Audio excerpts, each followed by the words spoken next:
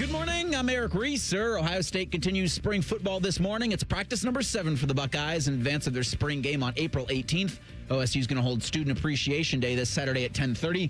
Current OSU students can attend with a valid Buckeye ID. In baseball last night, the Guardians beat the Dodgers 4-1 in Los Angeles. Gavin Williams struck out 10 in 7 innings of work. Jose Ramirez hit a 2-run home run in the top of the 8th to give Cleveland the series win.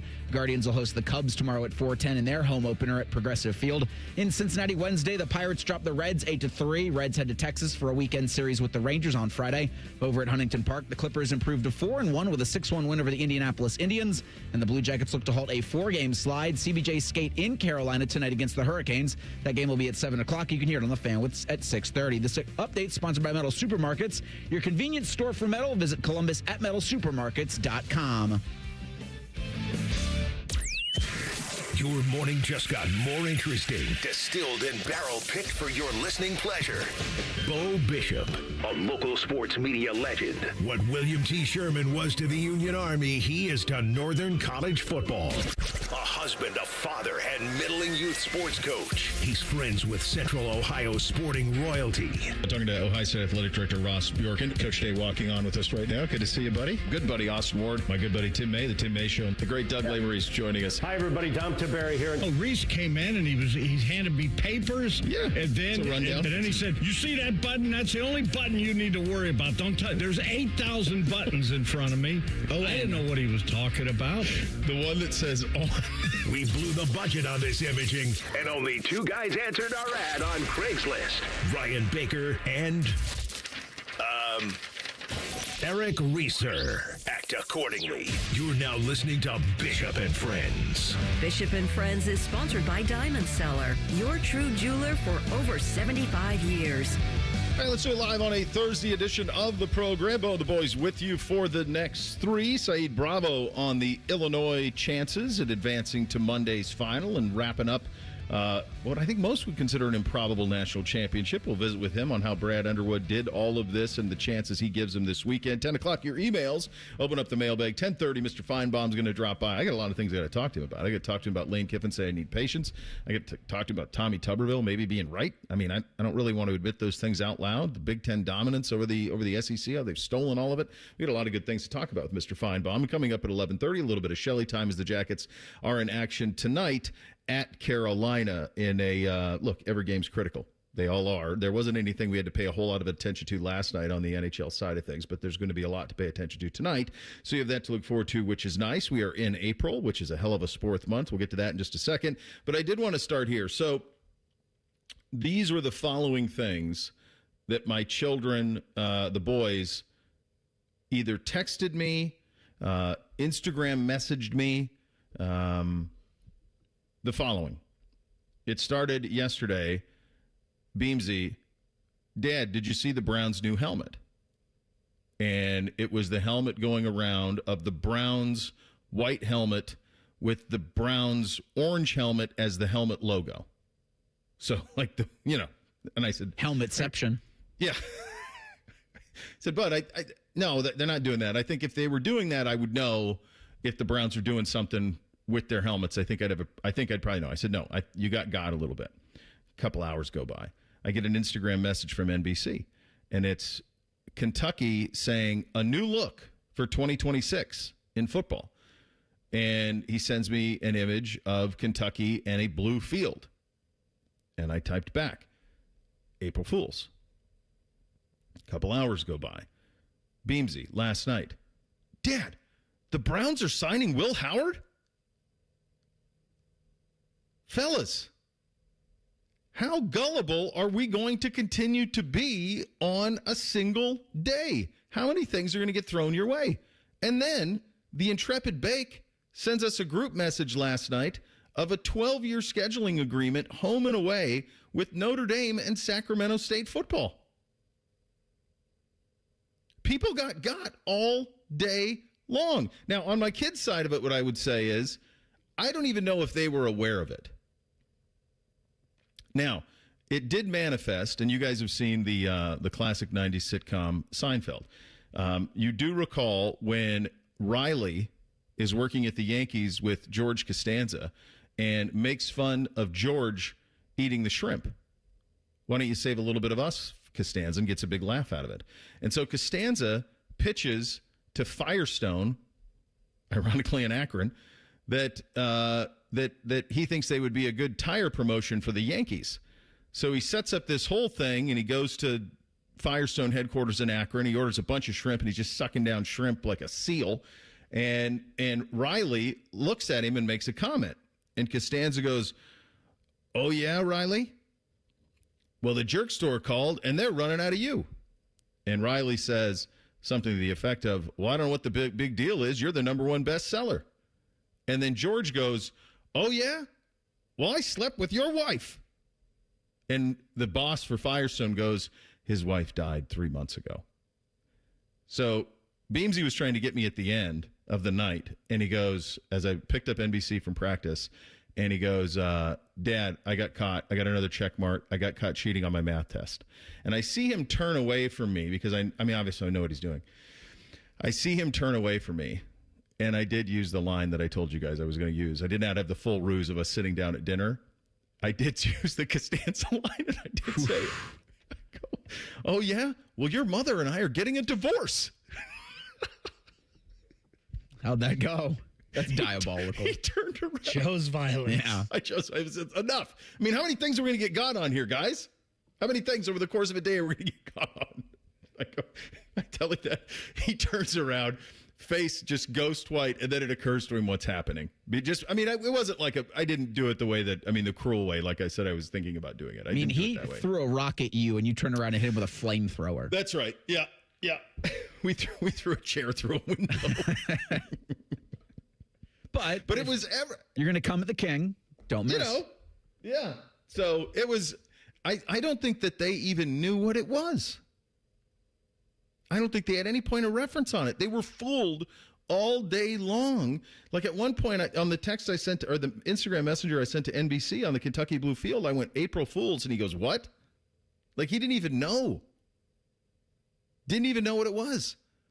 And in a world where we live in now, where it feels like 47% of the things you see on the internet are fake, is it even fair to do it anymore? You get tricked left and right. I think so. The best April Fool's interneting yesterday was done by the Ohio WNBA team, where they said they were going to become the Ohio Wolverines, and then they released a style guide, and all of it was exactly like Michigan football. That was probably the best use of internet yesterday. Yeah. But I do think for companies that have products that they want to sell, they rely so heavily on that to generate traffic. Like I would like to see for whatever brand you buy that does a social media thing on April Fool's Day, I'd like to see like the website traffic that they generate by doing nonsense like that, as opposed to just a regular, here's the product we sell. It's a very good point. So the funny thing is, the funny thing is, last night when I sent you guys that thing, I sent you the Puka Nakua news right before that. Right. And I'm sitting at the bar eating dinner and having a beverage, and I'm just like scrolling through my phone, not even really paying attention. So I see the Puka Nakua news from Adam Schefter. So I send that to you guys to make sure we saw that. And then right below that was this Notre Dame thing, and I honestly didn't even pay attention to it. I just saw Notre Dame, Sacramento State, and at this time I had forgotten about April Fool's Day or whatever. Yeah. And I just sent it like I wasn't even paying attention, and I just saw 2, and I saw 2 years, like 28, 29. Mm-hmm. So I send it, and then you respond, Bo, with "you got." Yeah. So I look at it, and I'm like, oh, this says 12 years. And something else, and I'm like, I didn't even pay attention to this. I just saw it under Puka Nakua, thought it was interesting, and sent it off. I was just totally like in my own world there, eating dinner, not even paying attention. It's gotten so bad for Notre Dame that they're scheduling 12-year home and homes with Sac State. Like, I know you didn't see that part of it, but like, it's damn near believable because they're going to have a problem. It's coming. That's what I said. I was like, I could see Notre Dame scheduling Sacramento State because they've lost all their rivalries. Yeah. The other thing that really captured their imagination yesterday was the big lunar mission.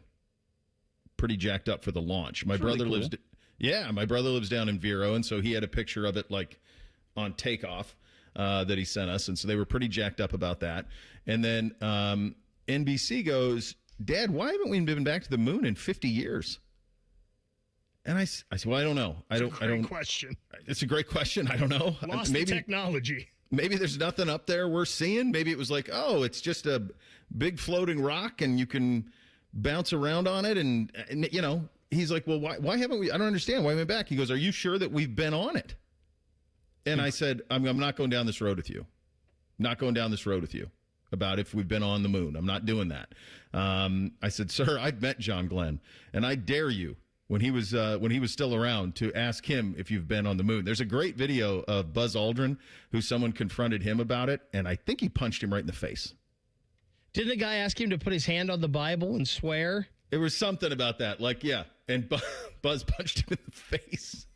Yeah, back in 2002, a conspiracy theorist was harassing Buzz, calling him a coward and a liar, and demanding he swear on a Bible that the moon landing was fake, and then Buzz punched him, which is, I think, a reasonable thing to do. Good. Yeah. But you have to remember, too, for like my kids, for Bake and I are generation over you, Reese, but just from the perspective of, in our youth, NASA was omnipresent. There was a movie called Space Camp. Kids wanted to go to Space Camp. There were kids that I knew who they wanted to be astronauts still. Like that. Well, this isn't quite the right stuff, but like that movie was out. Apollo 13 came out. Like there were a lot of curiosities about NASA and space and all of it. My kids don't really have any of that. So this was like the first time that they were like, well, why? Why haven't we been back? I don't have a great answer other than maybe they got up there and there wasn't a whole lot there and there's no real reason to go back. I did say, well, I wonder, it's cool, but I did say, I wonder why we're going now. And what are we going to do? How much is it going to cost us to fly up there? I think they want to put a base on the moon. Well, for what? We're not even landing on it, right? We're just going to go around? They're just going to orbit it for 10 days? They're going around. Like, that's a cool mission. They're preparing for 2028 when they plan on landing on the moon again. But I think, yeah. And what are we going to do up there? Ultimate goal is a moon base. I mean, now if we're doing Mars. I mean, Bo, I would get out my driver. That thing's going to go forever. Just infinite and beyond, right? Yeah, I think like the moon base is the precursor to if we as a human race can put a base on something other than Earth, and then Mars is the next, a couple steps later. I mean, you're going to do a great many things between a moon base and a Mars base. I've seen The Martian. I'm good. I'm not into that. We have turned the calendar. It is now. Oh, go ahead, Vic. I was just going to say, isn't it kind of cruel that we haven't done that? We haven't gone to the moon in 50 years, and then you plan that on April Fool's Day? Like, isn't that kind of, what are we doing here? It kind of ties it all together, doesn't it? Because we do live in a world where what is real and what is not is constantly debatable. We don't even know what truth is. We can't agree on truth. And so, yes, that was probably not the best day to do a moon launch, was on April Fool's Day. Probably not the best. It's a hell of a month for sports. We'll get into that. Ryan Day had an interesting conversation with Kevin Clark of ESPN. We'll have that for you as well. Your email's coming up in about 45 minutes. We're off and running. Bishop and Friends, right here on The Fan. We're known for three things: games, conversation, and Common Man yelling about things only he cares about. The Fan, Ohio's sports destination. Thinking about buying your first home? Now, with Third Federal, you can buy your first home and pay no PMI. Hi, I'm Mark Stefanski, Chairman and CEO of Third Federal. Private mortgage insurance, or PMI, can cost thousands of dollars over the life of your loan. And you may not realize PMI doesn't protect you. It only protects the lender in case of default. But at Third Federal, you can buy a home with just 5% down and no PMI. Plus, first-time home buyers get $750 off a closing cost. So if you're thinking about buying your first home, go for it and visit thirdfederal.com. Even before you find a home, lock in 5.99% APR, 6.02% on a 30-year fixed-rate purchase mortgage. Visit thirdfederal.com or call 1-800-3rd-FED today. APR reflects 15% down for $350,000 loan amount. Rate requires automatic payment program and is subject to change. Restrictions apply. See conditions for closing cost coupon at thirdfederal.com/FTHB. Equal housing lender. Family owned and operated. It isn't all sunshine and rainbows. This is Dennis Sullivan, president of Care Heating and Cooling. Here's something you don't hear admitted very often. When you run a business with your family, you don't always get along with them. We argue, we debate, we have real conversations about the decisions that we make. But at Care, every conversation comes back to our priorities: doing right by our employees and our customers. Because when you treat your team like family, they take better care of the families they serve. And when you treat your customers the way you'd want your own family treated, trust follows. That mindset doesn't always maximize short-term profits, but it builds something better, long-term relationships. Today, more and more local companies are being bought by venture capital firms, where maximizing profits often leads to a sales-first mentality. Care is still family-owned and locally operated, so we can keep people, not profits, at the center of every decision. Care Heating and Cooling. Call 1-800-COOLING when you need a company you can trust. Pepsi Prebiotic Cola in original and cherry vanilla. That Pepsi taste you love with no artificial sweeteners, only 30 calories, just 5 grams of sugar, and 3 grams of prebiotic fiber. That great Pepsi taste with even more to love. Pepsi Prebiotic Cola. Unbelievably Pepsi. The new Chicken and Cheddar Rancher is here at Firehouse Subs. Protein-packed with grilled chicken breast, crispy bacon, melted cheddar, and creamy buttermilk ranch. A trusted favorite elevated Firehouse Subs style. Grab the new Chicken and Cheddar Rancher today. And remember, Firehouse Subs catering is perfect to feed your team for any game day event. Visit the restaurant or skip the line and order through the Firehouse Subs app. You'll be thankful you did. Only at Firehouse Subs at participating U.S. restaurants. We at The Fan have created a show where you can be a homer, a hater, or whatever you want to be. Sunday mornings at 8. It's the Fan Call-In Show, presented by the Sportsbook at Hollywood Casino Columbus. Must be 21. Gambling problem? Call 1-800-589-9966. Hello, it's John Kozik, founder and president of TurboTrack Realty, and I buy real estate as is, fast for cash. Give us a call today for an all-cash offer at 614-470-2000, 614-470-2000. I buy vacant properties, inherited homes, divorce situations, death in the family, apartment buildings, commercial properties. I even buy my tenants won't pay me the rent houses. Give us a call today for an all-cash offer at 614-470-2000, 614-470-2000. Hello, it's John Kozik, founder and president of TurboTrack Realty, and I buy real estate as is, fast for cash. Give us a call today for an all-cash offer at 614-470-2000, 614-470-2000. I buy vacant properties, inherited homes, divorce situations, death in the family, apartment buildings, commercial properties. I even buy my tenants won't pay me the rent houses. Give us a call today for an all-cash offer at 614-470-2000, 614-470-2000. Fan weather. From the Logan AC and Heat Services Weather Center. Partly sunny skies as we head into the day today, and it will be warm and breezy with temperatures getting up into the low 80s. For tonight, chances of showers and thunderstorms develop overnight, otherwise mostly cloudy and mild with breezy winds and temperatures in the mid-60s. Friday, a chance of showers and storms early, more scattered as we head into the afternoon. Highs will get near 80 degrees with breezy winds. For The Fan, I'm meteorologist Meredith Garfalo with the 10 Weather Impact Forecast. If you haven't thought about Buckeye football today, I'm sorry to tell you that you're dead. Our condolences. Your home of the Buckeyes, The Fan. After putting up with Tom Tiberi for a decade, the broadcast gods gave Bo these two. This is Bishop and Friends. Indeed it is. We're proudly sponsored by our great friends at Diamond Seller, your true jeweler for nearly 8 decades.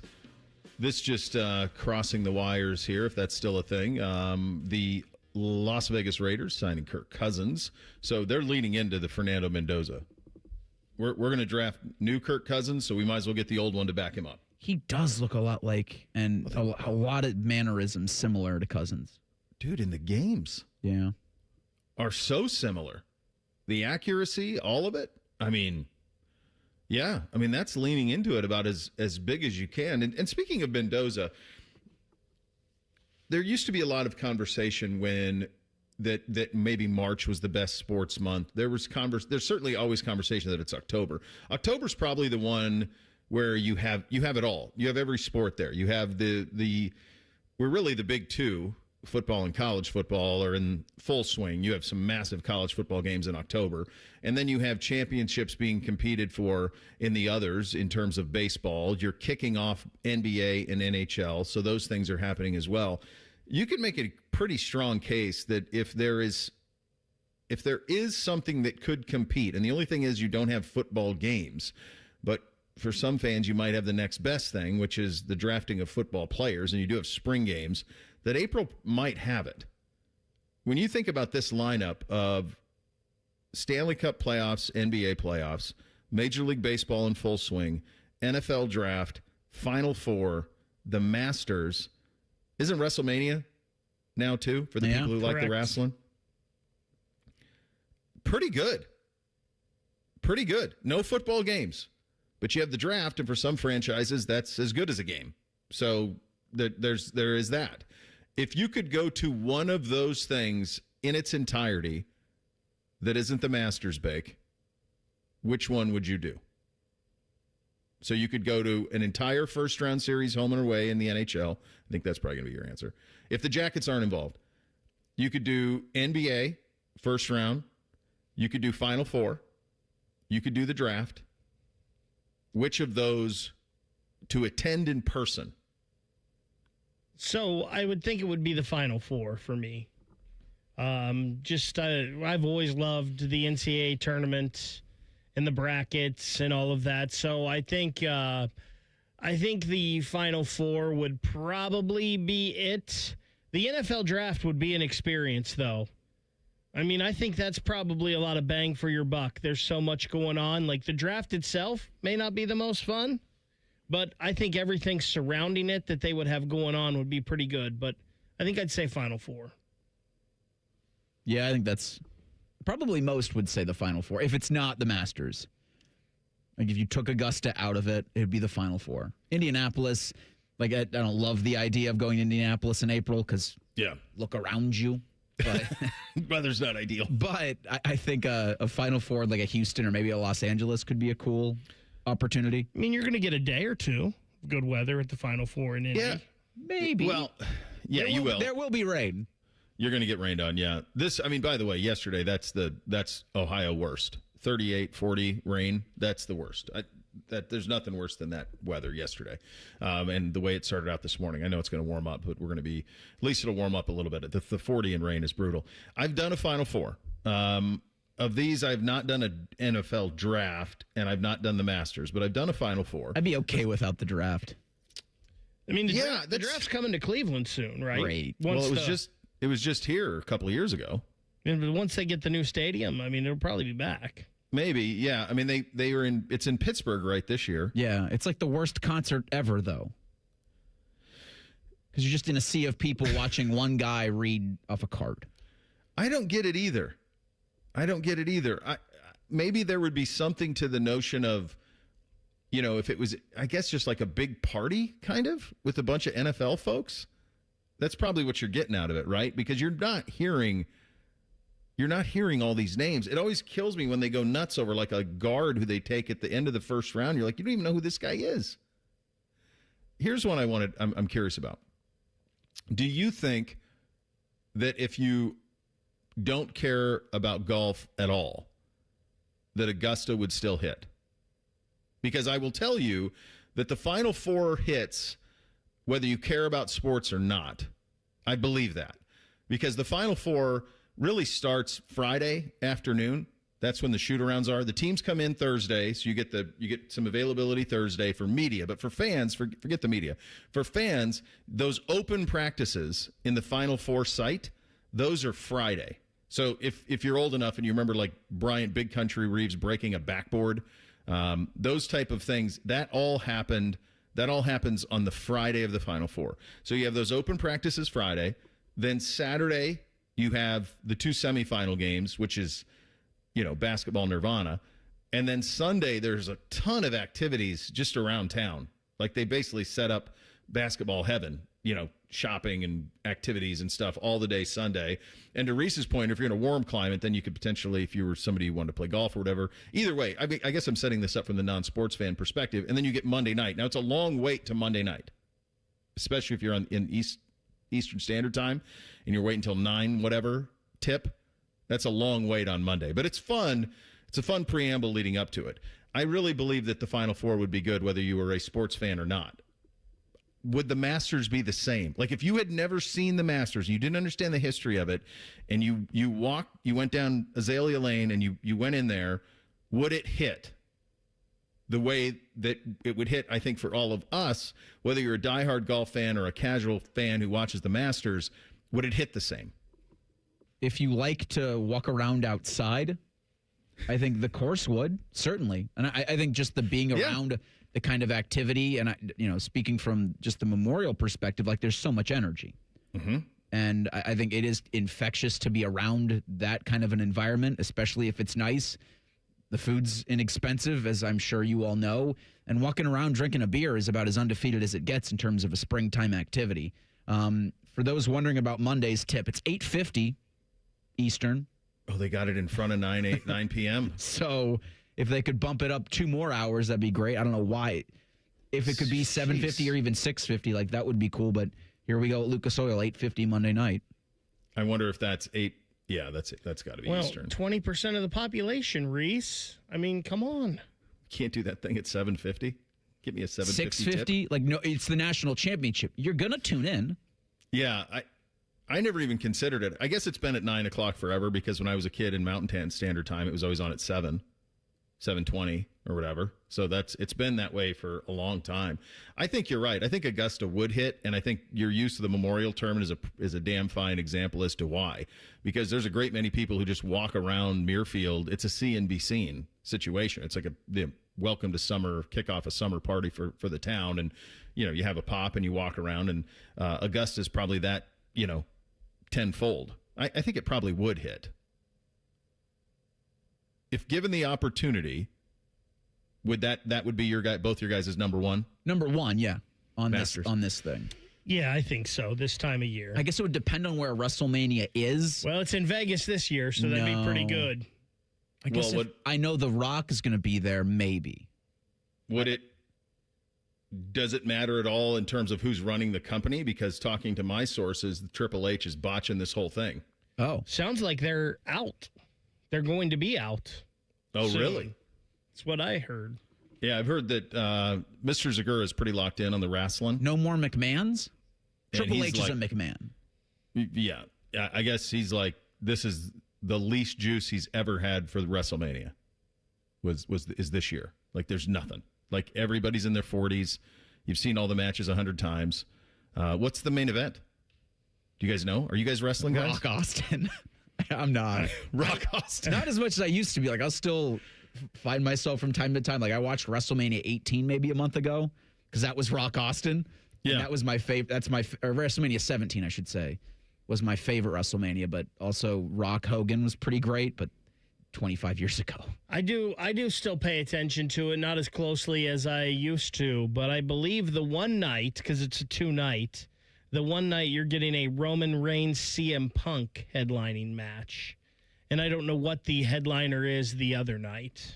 Yeah, I don't know enough to know if that's something that people are dying to see or not. Brock Lesnar is back. He'll be wrestling. Jeez, how old are these guys? Yeah. So they can't curate. Our age. They have no new stars then, basically, is the reality. They don't have somebody in their 20s. The human mountain that Brock Lesnar is, but how many more times can I see him suplex a guy or put a guy on his shoulders for an F5? Brock Lesnar is facing a new guy that they're trying to push. And they do have the Steiner brothers. One of their sons is one of the up-and-coming stars, and he was going to have a prominent place, and he got hurt, so he's out. It's funny, like, my kids don't talk about it at all. And they are the age that I watched it. That's when I watched it the most, is like when I was Beamsy's age, like middle school. That's when I was most into it. That was Hogan, Mach, Ultimate Warrior, Mr. Perfect, all that. Whatever they call that era, that's when I watched the most of it, was at that time. So, yeah, not quite having the buzz that it used to. Ryan Day caught up with Kevin Clark of ESPN. Myriad topics including why he stopped playing basketball. Pretty good story. We'll get to all of that coming up in 2 minutes. Bishop and Friends right here on The Fan. Coffee, iced cap, refreshers. Tim Hortons has all your favorite beverages. And now you can get your favorite bite for less. When you buy any size beverage, add a baked daily donut for $1, a tasty bagel for $2, or a freshly cracked hot breakfast sandwich for just $3. So next time you order your favorite Tim's beverage, add something that satisfies your cravings and your wallet. The $1, $2, $3 menu. Only at your neighborhood Tim Hortons. At participating U.S. restaurants, must ask for offer in restaurant. Tax extra exclusions and terms apply.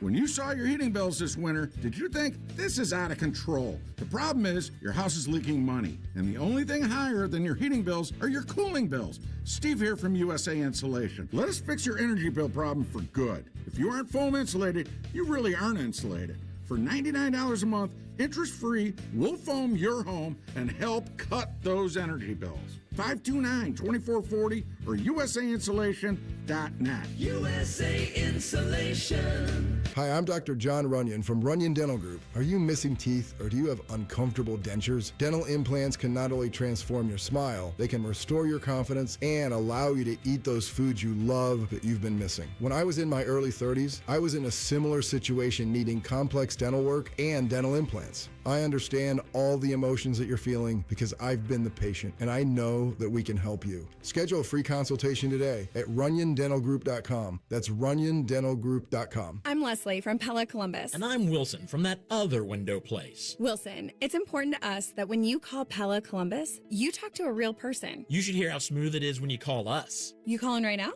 Yep. Oh, here we go. New windows. No. New window. Operator. Get the windows that homeowners rated the leading window brand in Columbus at PellaColumbus.com. Bishop and Friends is sponsored by Diamond Seller, your true jeweler for almost 80 years. The Fan, Ohio's sports destination. What's up? What's up, man? What's up with you? All right, here's what's up on a Thursday. Inching closer to the spring game at Ohio State. The Buckeyes did a great job having a bunch of availability this week. I think Threes is talking today, right? Threes and the linebackers talking today. So you have that to look forward to, which is very nice. We had Jeremiah Smith over the weekend. You had Julian earlier. Ryan Day speaking every week, including some national stuff. Among those, a conversation with Kevin Clark, who does a really good job on the interview side of things, of getting people to address things that they normally don't. Some of this stuff we've talked to Coach about. Some of this stuff we haven't. Let's start with Coach on the question of what he would change about college football. Creating a structure that you can enforce rules and creating that. And that's not just like easy. I understand.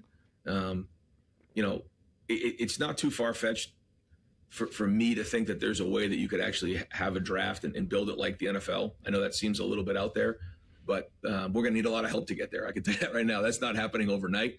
I think that there's, once we started going down this road of NIL, we have to kind of go one of two ways, in my opinion. We almost have to go back to where we were before, or we need to go all the way towards the NFL. I think right now we're sort of in purgatory, and I think until we start to make some hard decisions and create that overall structure, we're still going to be in this phase. But that to me is the number one thing. We've got to figure out an enforcement system that can start enforcing rules. I think Coach might listen to the show. I mean, I would say for the better part of, 7 or 8 years, we've said you have two choices in this. Either give back all the money, all of it, and go back to the way that it was, true scholarships and collegiate sports, and let the NFL figure out its own model, which is obviously not going to happen. And then the other thing is to just go with the NFL model. Those are your two options. And he's exactly right. You are in purgatory. Now, there's something else that piqued my interest in there. He mentioned the word draft. And Kevin Clark noticed that as well and asked Coach to expand upon that. Here's what he had to say. Somebody was explaining to me the other day, like they do it up in Canada for like the juniors. And things like that.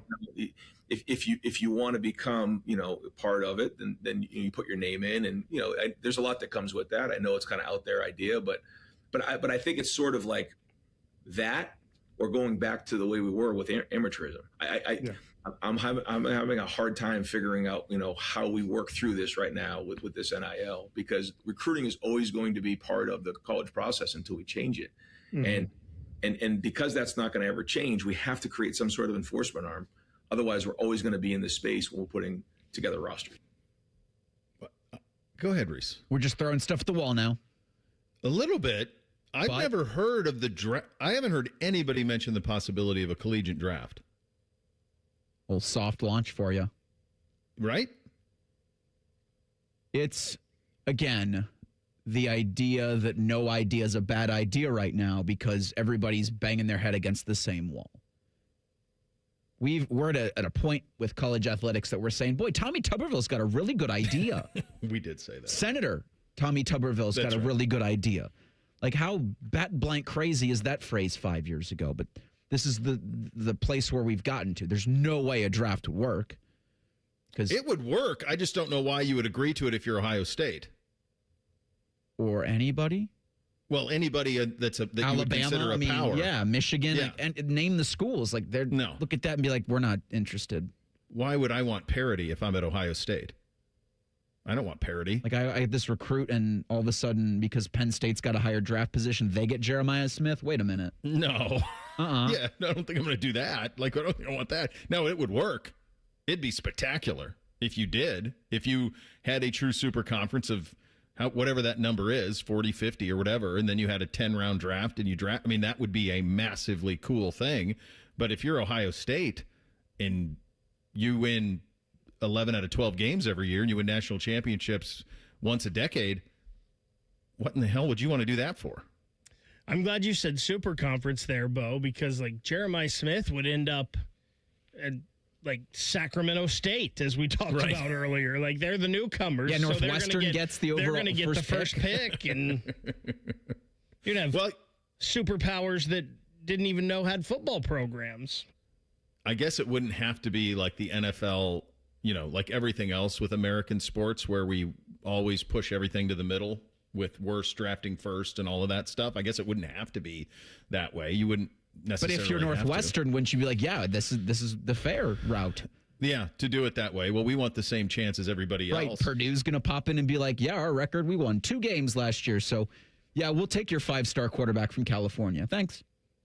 Look what we did with David Bell. Like, come on. They have a the one thing that he's trying to the big point of that he's going at for, and yes, we are just throwing stuff at walls and seeing if there's anything that sticks and soft launching any sort of strategy or possibility there could be. The one thing that seems pretty consistent, what everybody wants, is enforcement.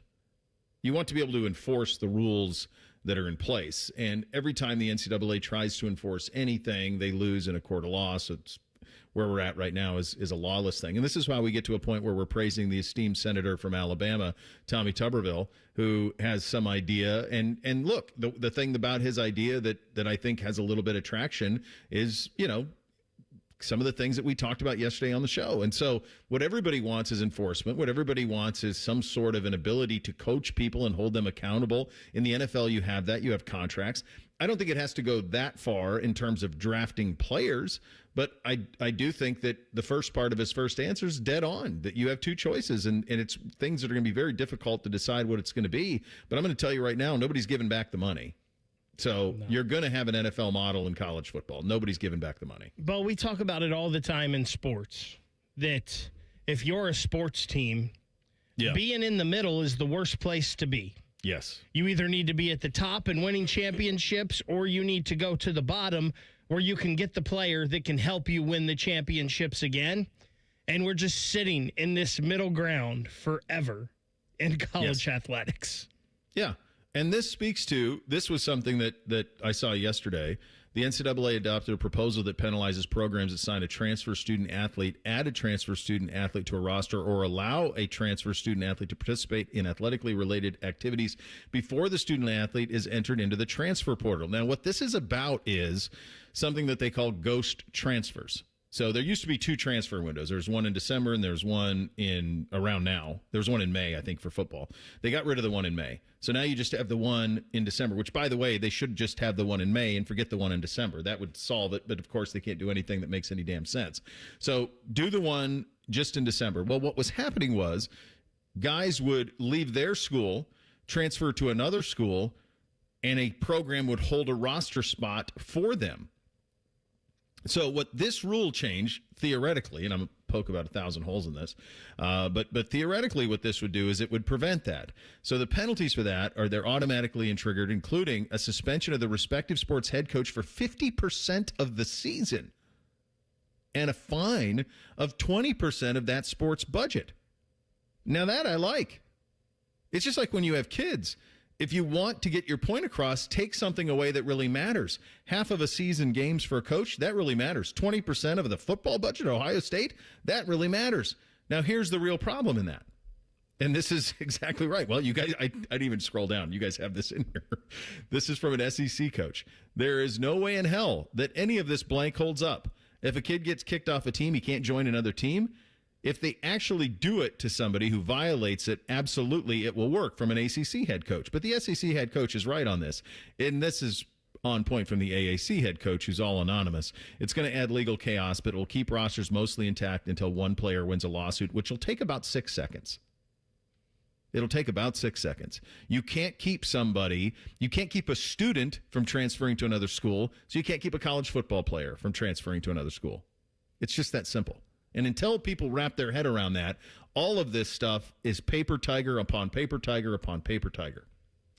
When I saw these penalties, it made me think of Reese saying that, well, the coaches are going to have to be the ones that change this, and that's what they're trying to get the coaches in the institutions here to say, we better not do this because they're going to come after us. However, as you mentioned, all the lawsuits, the precedent, we already saw the kid from, what was it, Wisconsin? Wisconsin, Just throw his middle finger up and say, come get me.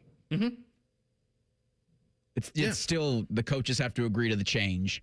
The coaches have to be the ones that if anything needs to be done, everything needs to be done, but the coaches have to be the catalyst for it, or else we're just going to have conversations like this that continue. I mean, it's the definition of insanity, and we won't stop chasing our tail as a collective college athletics group until the coaches actually get together and decide we're not going to be involved with this. Absolutely. Absolutely. All right, coming up next, the Final Four set for Saturday. 2 Big Ten teams in it. A preview of the first semifinal, Illinois and UConn, with Saeed Bravo of the Champagne Room. God, that's a great name for a site. He'll join us in a couple of minutes. Bishop and Friends right here on The Fan. We know everything about you. We know you love the Buckeyes. We know you love the Jackets. We know you're wearing a red shirt. I just freaked the hell out of someone. The Fan. This is Gordon Miller from Miller Lending, the original home of the no-cost mortgage. Back in 1989, when I first went on the radio to introduce this whole no closing cost concept, where you could actually close on your mortgage without the lender taking $15,000, I had no idea if I had created the next pet rock fad of the day or something that would define my career over the course of the next 37 years. But once mortgage rates fell from 9 down to 6, our business exploded and I never looked back. You see, a no-cost loan is the only consumer-friendly mortgage where the homeowner actually holds all the cards. Short funds to close, eliminate thousands of dollars in closing costs. Rates are now down almost 2% from the peak, but you're holding off due to the cost of a refi? Not anymore. So let's start you down that path of eliminating closing costs once and for all and keep that money where it belongs, with you. 877-9-NO-COST. That's 877-9-NO-COST. Or simply apply online at nocostmortgage.com. Miller Lending is an equal housing lender and MLS number 250-2146. Common Man here for Weed Man. I talk to you about Weed Man every year. Why? Simple. Number one, I use it. Number two, it works. You want to get those lawn roots thick, baby, because when that happens, they resist weeds, disease, and insects, and they're using top-of-the-line stuff. We're talking golf course quality. Weed Man is locally owned and operated by Corbin and Audrey. They will take care of you. Proudly serving Central Ohio and our Dayton friends. Call your local office, 614-733-3747, weedman.com.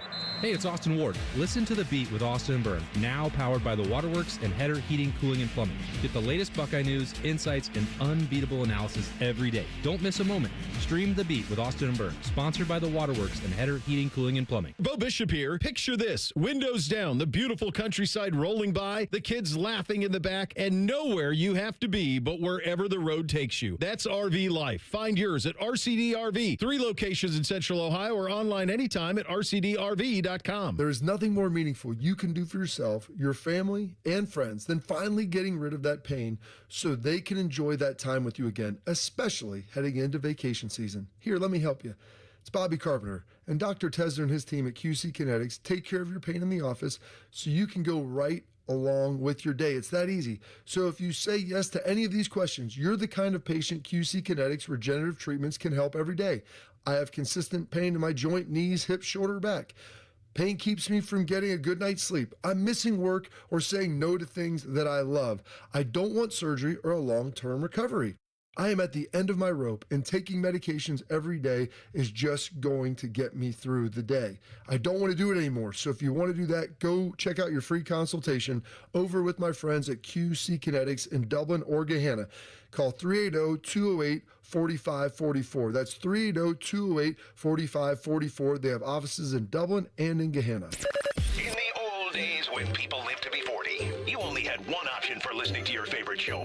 But now, ooh, baby, radio, podcast, the Fan app, and YouTube, just to name a few, live or on demand. You have no excuses. The Fan.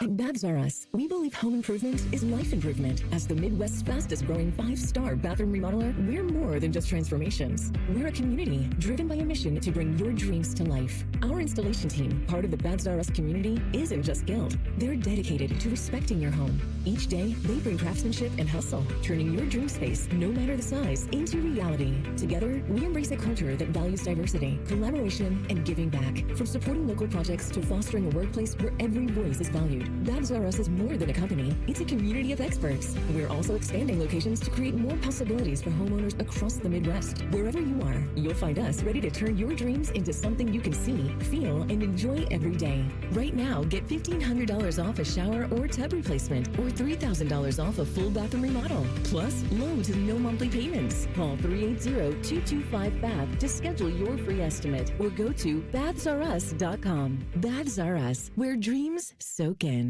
All your favorite Fan shows are available when you want them. Head to 971thefan.com and hit that subscribe button. The Fan, Ohio sports destination. Bo could quit today and become the school drop-off line coordinator. You're listening to Bishop and Friends. All right, let's get some perspective. Final Four set for Saturday. Illini taking on UConn for perspective on the Illini. We're joined by Saeed Bravo, covers Illinois basketball at the Champaign Room. By the way, best name ever for a team website, fan website? I mean, probably, right? Yeah, I mean, I don't know what's better. The Champagne. I mean, it's a fun little, play on the words. It's really nice. It's kind of refreshing from, Illini this, Illini that. Yeah. So, do you have gear? Do you have gear that you guys sell with that on it? Oh, well, yeah. You can check out some stuff at the ChampagneRoom.com. I think our X Twitter account does offer some. If you would like to get a little bit of that, yeah, maybe. That's a good job. I like that a lot, buddy. Great to have you on. When did you think, or maybe you thought all along that this was in play for this Illinois team? Well, okay. So I was actually talking about this on a different platform yesterday. My realization that this team was as good as advertised, or as good as, that they had a high ceiling, which is not to say that, we would see this team kind of regress. But my first kind of realization that this team had a really high ceiling was actually on February 4th when I saw this team play Northwestern in State Farm Center. And not only did they win that game, they won that game by 40 points. I remember shooting a text to one of my former colleagues who had gone to the University of Florida, which, of course, last season they won the national championship, shooting her a text and asking, hey, when did you realize that your team was going to be really, really good? And that's kind of when I had my realization. Now, that's not to say that throughout the course of February, things were really shaky. And you saw them lose overtime games. You saw them lose against Michigan State. You saw them lose against Wisconsin twice, one time in the Big Ten tournament. And that was concerning. At that point, you were hesitant to believe that Illinois would even be able to win a Sweet 16 game. Yeah, it's funny. I look at this. It's an interesting thing. So you mentioned the Northwestern, or the big victory there. So I'm looking at like the early portion of their schedule, and the way that they scheduled, Underwood clearly knew he had something. I mean, you're talking about, you're playing UConn, you're playing in the term, you played all of these teams. This will be a rematch, of course, with UConn, as you've seen them already this season. So you're going to get a little bit of a taste of that. So clearly he felt like he had something special. In terms of this run and getting here, what has it been like in Champaign? What has it meant for the alumni base, the fan base? In my experience, and it's pretty limited, but in my experience, Illinois basketball that's the straw that stirs the drink a little bit, especially when it's going good. What has it been like over there? it's been absolutely crazed on campus and really around the community. You talk to people around, whether it be old fans, young fans, everyone around is pretty just crazed by it. I was around for the moments right after the Illinois won the Elite Eight game against Iowa, and just the in-campus experience was remarkable. To have all the students, like, it felt like the entire student body was rushing the main campus area, which they call alma mater here at the University of Illinois, and it's been really just something pretty insane, to surreal to kind of experience, because I mean, fans have been waiting for this kind of team for over 21 years. And you're right, basketball is the sport that stirs the straw here. Stirs the drink here at the University of Illinois. You know, football is doing pretty well, but man, when basketball is good, I mean, it's pretty insane here. So I mentioned that these two teams have played before. UConn won that game 74-61. Keaton played just 14 minutes, got into foul trouble. I didn't watch the game, don't remember it. Why will it be different this time? How does it have to be different this time? Well, it's going to be different because the lineup, the calculus of how you work out your lineups and the minutes distribution is going to be it has to be different. Keaton Wagler, like you mentioned, only played 18 minutes. Mihajlo Petrovic, who has not been a factor inside of this team, inside of this season, he was supposed to be a guy who contributed a lot of minutes throughout the course of this season. He has been completely out of the lineup, and Brandon Lee, another freshman who played significant minutes in that UConn game. Like this is a totally, it feels like such a long time ago, even though it was this season. And you can probably say that similar things about UConn. Their lineup, their minutes distribution was pretty different as well. And right now, I mean, the biggest thing is that Braylon Mullins, who, you know, we obviously will forever remember for that insane voodoo magic shot that he had in the last second of that Elite Eight Duke game, like that could be something that elevates him and propels him to play really well in this Final Four game. And as a guy who, you know, might end up being an NBA draft pick in the first round, and, you know, who knows, but yeah, no, it's going to be different for sure. Keaton Wagler is the captain of that offense, and then Stojakovic is the guy who can provide different looks as a sixth man. Saeed, it's going to be a home game for you guys. I mean, you're 2 hours away, so you're going to fill it up. It'll be orange everywhere. My hunch is the two Big Ten teams will be incredibly well represented in this game because it's very drivable for both of them. In terms of for it to go your way, for this Illinois team and Brad Underwood to play for a national championship on Monday, what are the keys as you see them? Well, I think one of the keys is winning that rebound battle, because as of this tournament run, they've been winning by an average of 43.5 rebounds to 27.5. Like, that's been the margin of how they've dominated on the glass. And if they want to win and continue going, making a run to the Natty, like, that's going to be the biggest key, because so far they haven't been.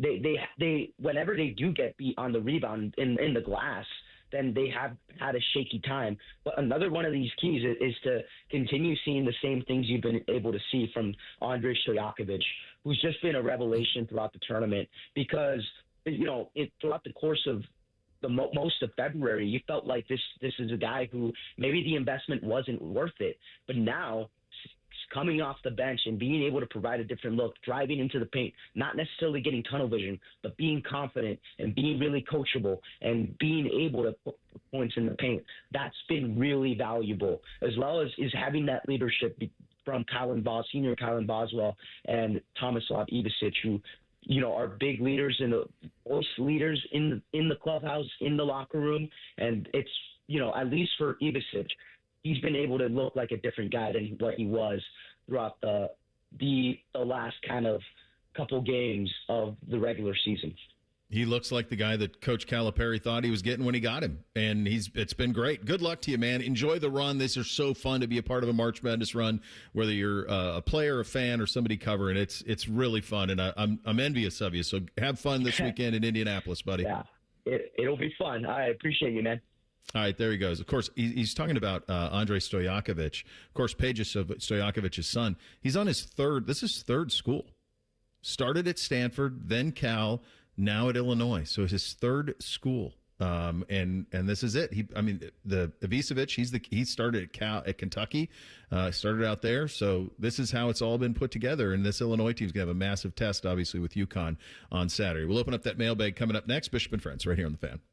During this 10-second promo, Rothman will lose money gambling on something. People like you come here and blow the family nest egg that built this town. Rothman and Ice. Weekdays from noon to 3. The Fan. I'm Roger from Columbus. I've lived in Ohio all my life. Owning your home is a cornerstone of the American dream. But for seniors, property taxes keep going up and are costing us everything we've worked for. They're even making it impossible for my grandkids to afford their first homes. Vivek Ramaswamy believes when you own your home, you're in charge. As governor, he'll roll back property taxes to levels from before the end of the pandemic. It's a practical plan that will put thousands of dollars back in your pocket next year while maintaining strong education and dependable police and fire. Ohio's politicians have ignored this crisis for too long. But Vivek Ramaswamy isn't a politician. He's an entrepreneur, and he's ready to fight for you. Ohio needs a leader who makes your life more affordable. That's Vivek Ramaswamy. Lower costs, bigger paychecks, better schools. Vivek Ramaswamy for governor. Paid for by Vivek Ramaswamy and Rob McCauley for Ohio. Aetna was there for me as I was going through a rough medical patch this year. I had peace of mind, which helped with my healing. Those words from a real Aetna Medicare Advantage member speak to why U.S. News & World Report named us a best Medicare Advantage company. Because we show up on calls with members and doctors' offices when requested. We show up with the latest in online tools for easier access to healthcare. We show up for you. Because that's how healthier happens together. Member feedback has been edited for length and clarity. Hey, John, why so glum? I just got let go. The company's downsizing. This is the third time in the last 2 years.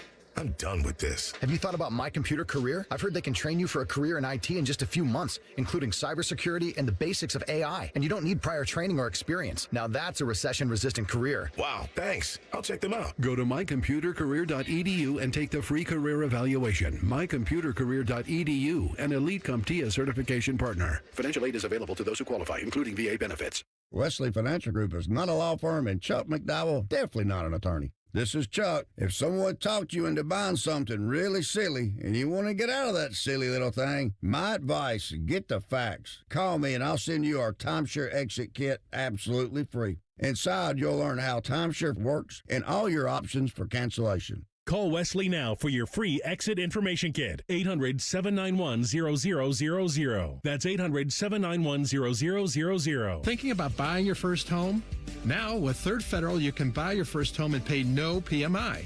Hi, I'm Mark Stefanski, Chairman and CEO of Third Federal. Private mortgage insurance, or PMI, can cost thousands of dollars over the life of your loan. And you may not realize PMI doesn't protect you. It only protects the lender in case of default. But at Third Federal, you can buy a home with just 5% down and no PMI. Plus, first-time home buyers get $750 off a closing cost. So if you're thinking about buying your first home, go for it and visit thirdfederal.com. Even before you find a home, lock in 5.99% APR, 6.02% on a 30-year fixed-rate purchase mortgage. Visit thirdfederal.com or call 1-800-3rd-FED today. APR reflects 15% down for $350,000 loan amount. Rate requires automatic payment program and is subject to change. Restrictions apply. See conditions for closing cost coupon at thirdfederal.com/FTHB. Equal housing lender. There's an old story about cat toys that's been retold for over 20 years because it perfectly explains who we are. This is Dennis Sullivan, president of Care Heating and Cooling. Years ago, a couple who shared their house with 3 cats had another company out to look at their furnace. After working on it, the technician said it was dangerous and had to be replaced. The couple called Care for a second opinion, and my dad Mike went out to help them. When he inspected the furnace, the cause of the problem became obvious. A cat toy had been stuffed into the heat exchanger. With the toy removed, the furnace ran perfectly. Now, how did the toy get there? You can decide for yourself, but here's what mattered then and still matters now. The first company paid commissions to their service techs to sell new furnaces. At Care, we pay our technicians to fix furnaces, not sell you a new one. And if a new furnace is needed, our team of replacement specialists will advise you on all options available and help you make your best choice. Care Heating and Cooling. Call 1-800-COOLING when you need a company you can trust. Hey, are you driving high right now? You might be, because a whole lot of people do. They say marijuana makes them a better driver, more careful, more focused. That's probably what the guy who killed a 4-year-old thought. And now, he's in prison. You see, no matter what you tell yourself, if you feel different, you drive different. So if you're high, just don't drive. Brought to you by NHTSA and the Ad Council. Broadcasting live from the McDaniel GM Superstore Studios. Driving excellence since 1916. Chevrolet. Together, let's drive. WBNS HD1 Columbus. Good morning, I'm Eric Reeser. We're 21 days away from the NFL Draft on April 23rd in Pittsburgh. It's been widely assumed the Las Vegas Raiders will select Indiana quarterback Fernando Mendoza with the #1 overall pick. If that's the case, he'll be competing with Kirk Cousins, as ESPN's Adam Schefter says the 37-year-old Cousins is signing with the Las Vegas Raiders after spending the last 2 seasons with the Falcons. On the ice tonight in Carolina, the Blue Jackets look to halt a 4-game slide. CBJ will battle the Hurricanes for the second time this week. Face-off there is 7 o'clock. Here on the Fan with coverage at 6:30. Jackets currently occupy the second wildcard spot in the East. They lead the Senators, Flyers, and Red Wings by 2 points. 6 games remain after tonight. Columbus will host Winnipeg Saturday. In baseball last night, the Clippers beat the Indianapolis Indians 4-1. Both teams are back at Huntington Park tonight at 6:15. This update is sponsored by Green & Sons. Find your next Kubota tractor at Green & Sons, located in Mount Sterling and north of Marysville in Raymond, or online at greenandsons.com.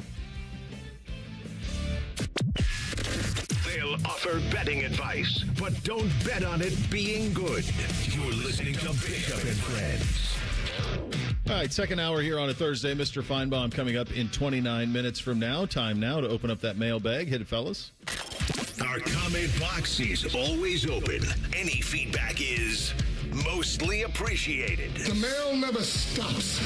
It just keeps coming and coming and coming. There's never a let-up. It's relentless. Every day it piles up more and more and more, and you got to get it up. And the more you get out, the more it keeps coming in. Again. Bishop and Friends present emails. All right, let's start with this one from Connor, who writes, so a friend of mine ran into Ryan Day at a mall a few weeks ago, and I ran into Cardale Jones at a gas station last summer. But the point is, most fans don't get the opportunity to meet players or coaches in person, just out and about. Think Ryan Day or Jeremiah Smith. And most time, if fans see them out in public, they go nuts, bugging whoever it is there, asking for selfies, signatures, etc. That then leads to the player coaches being annoyed and then refusing to go out in public that often. My perspective is I don't blame the fans because those are once-in-a-lifetime opportunities for them. But at the same time, I feel bad for the players, coaches that just want to run their errands or whatever in peace. My question is twofold. Who is to blame for this? Which do you think is the better way to act when you see someone, being a fan that acts nonchalant and just walks by, maybe says hi? Or do you think, once-in-a-lifetime chance to ask for a selfie or an autograph? Whew, it's a good one. I think the phones have made it 1,000 times worse, and I think the phones have also made it 1,000 times better, and I'll explain. Everybody has a phone. Everybody wants a selfie. But if you are one of the... And Peyton Manning does this. He'll say, how about a selfie? Like, he doesn't sign, but he'll say, how about a selfie? Because that's cake, right? Hold up a camera, take the photo. I've seen him do this. The autograph thing of... It feels like more people ask for selfies than autographs now. I see kids at sporting events and then adults who use kids as pawns at sporting events for autographs. You see that every once in a while, and that can become a fist fight. But we're not talking about sporting events. He's talking about in the wild when you see somebody. Who's to blame for this? I guess fame is to blame for it. I don't blame the people for going nuts for seeing somebody that they don't normally see or a hero of theirs and out in the wild. I also don't blame the person who's ultra famous for not wanting to be a part of it. It's kind of the price of fame. There's a lot of good things that come with fame.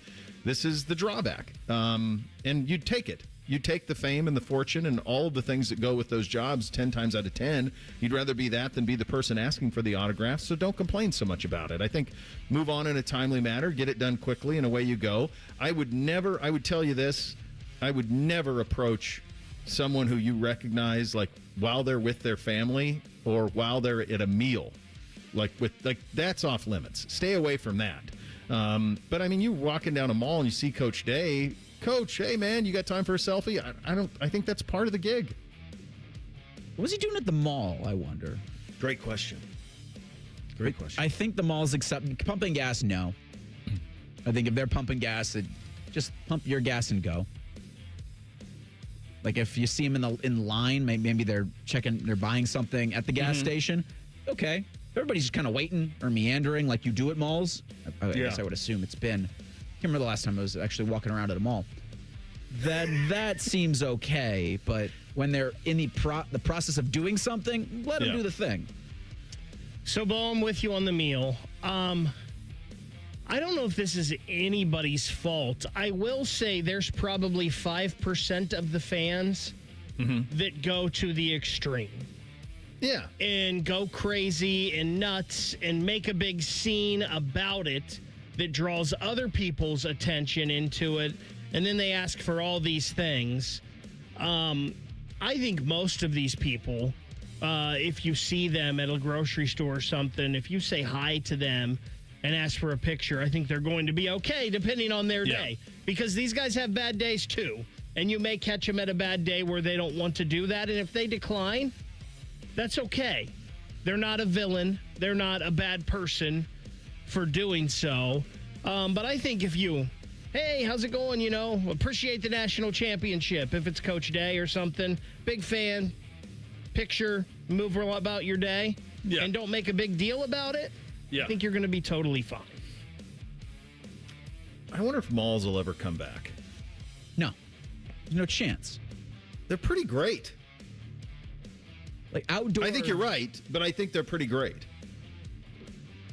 Even Easton. I think Easton's probably the closest thing you'll ever get to a traditional mall, but all the stores are outside and most are they're standalone-ish. Yeah, right. They're not connected in the traditional sense of a mall. Yeah, I can't remember the last, I would usually like to go buy clothes and try them on first. Yeah. But even I've bucked that. Oh, my wife was complaining about that with the two Saks Fifth Avenue, the Saks Fifth Avenue closing. Like they're getting rid of all their brick and mortar shops, and we're losing the one at Polaris. I mean, I used to have clothing allowance there. So did she. Like when she was at Channel 4, she had a clothing allowance at Saks. So we go see Suzanne and all the folks at Saks all the time. She's like, "Where am I going to buy clothes?" I'm like, "You're just going to buy it online." She's, "What if it doesn't fit?" I said, "You're going to send it back." Now, eventually, they'll start charging for all of that, and that's when people will be pissed. Yep. But yeah, that's what's coming. Even some features have AI features you can see yourself with the clothes on. Oh, for God's sake. But I look at that and I go, that's not helpful. It doesn't reassure me at all. I almost need to have the clothes to try them first. Bo, back to the celebrities and Connor saying a once-in-a-lifetime thing. Sure. I'm guessing this is not. I'm guessing you pass people all the time at the store, the market, or at a restaurant that you don't even realize who it is. Now, Sure. like Ryan Day, obviously in this town, you're going to notice. But Aaron Portzline was on this thing for FanDuel where they're celebrating the 25 years of the Blue Jackets. Mm-hmm. And he said he would sit down with Rick Nash at the local Tim Hortons and be talking to him.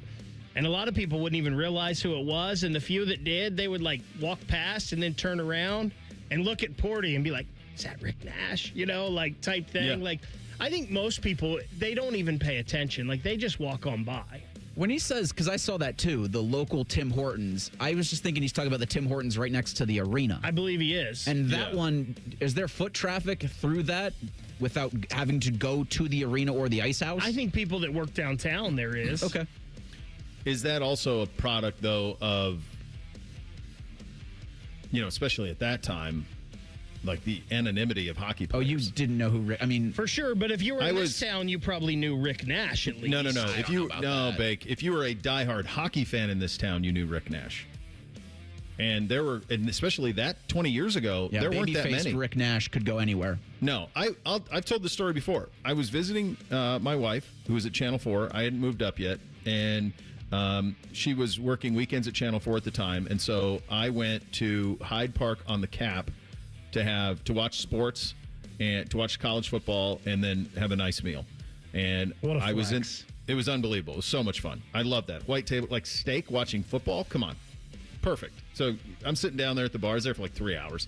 Sitting down there, have a great meal, have a few pops.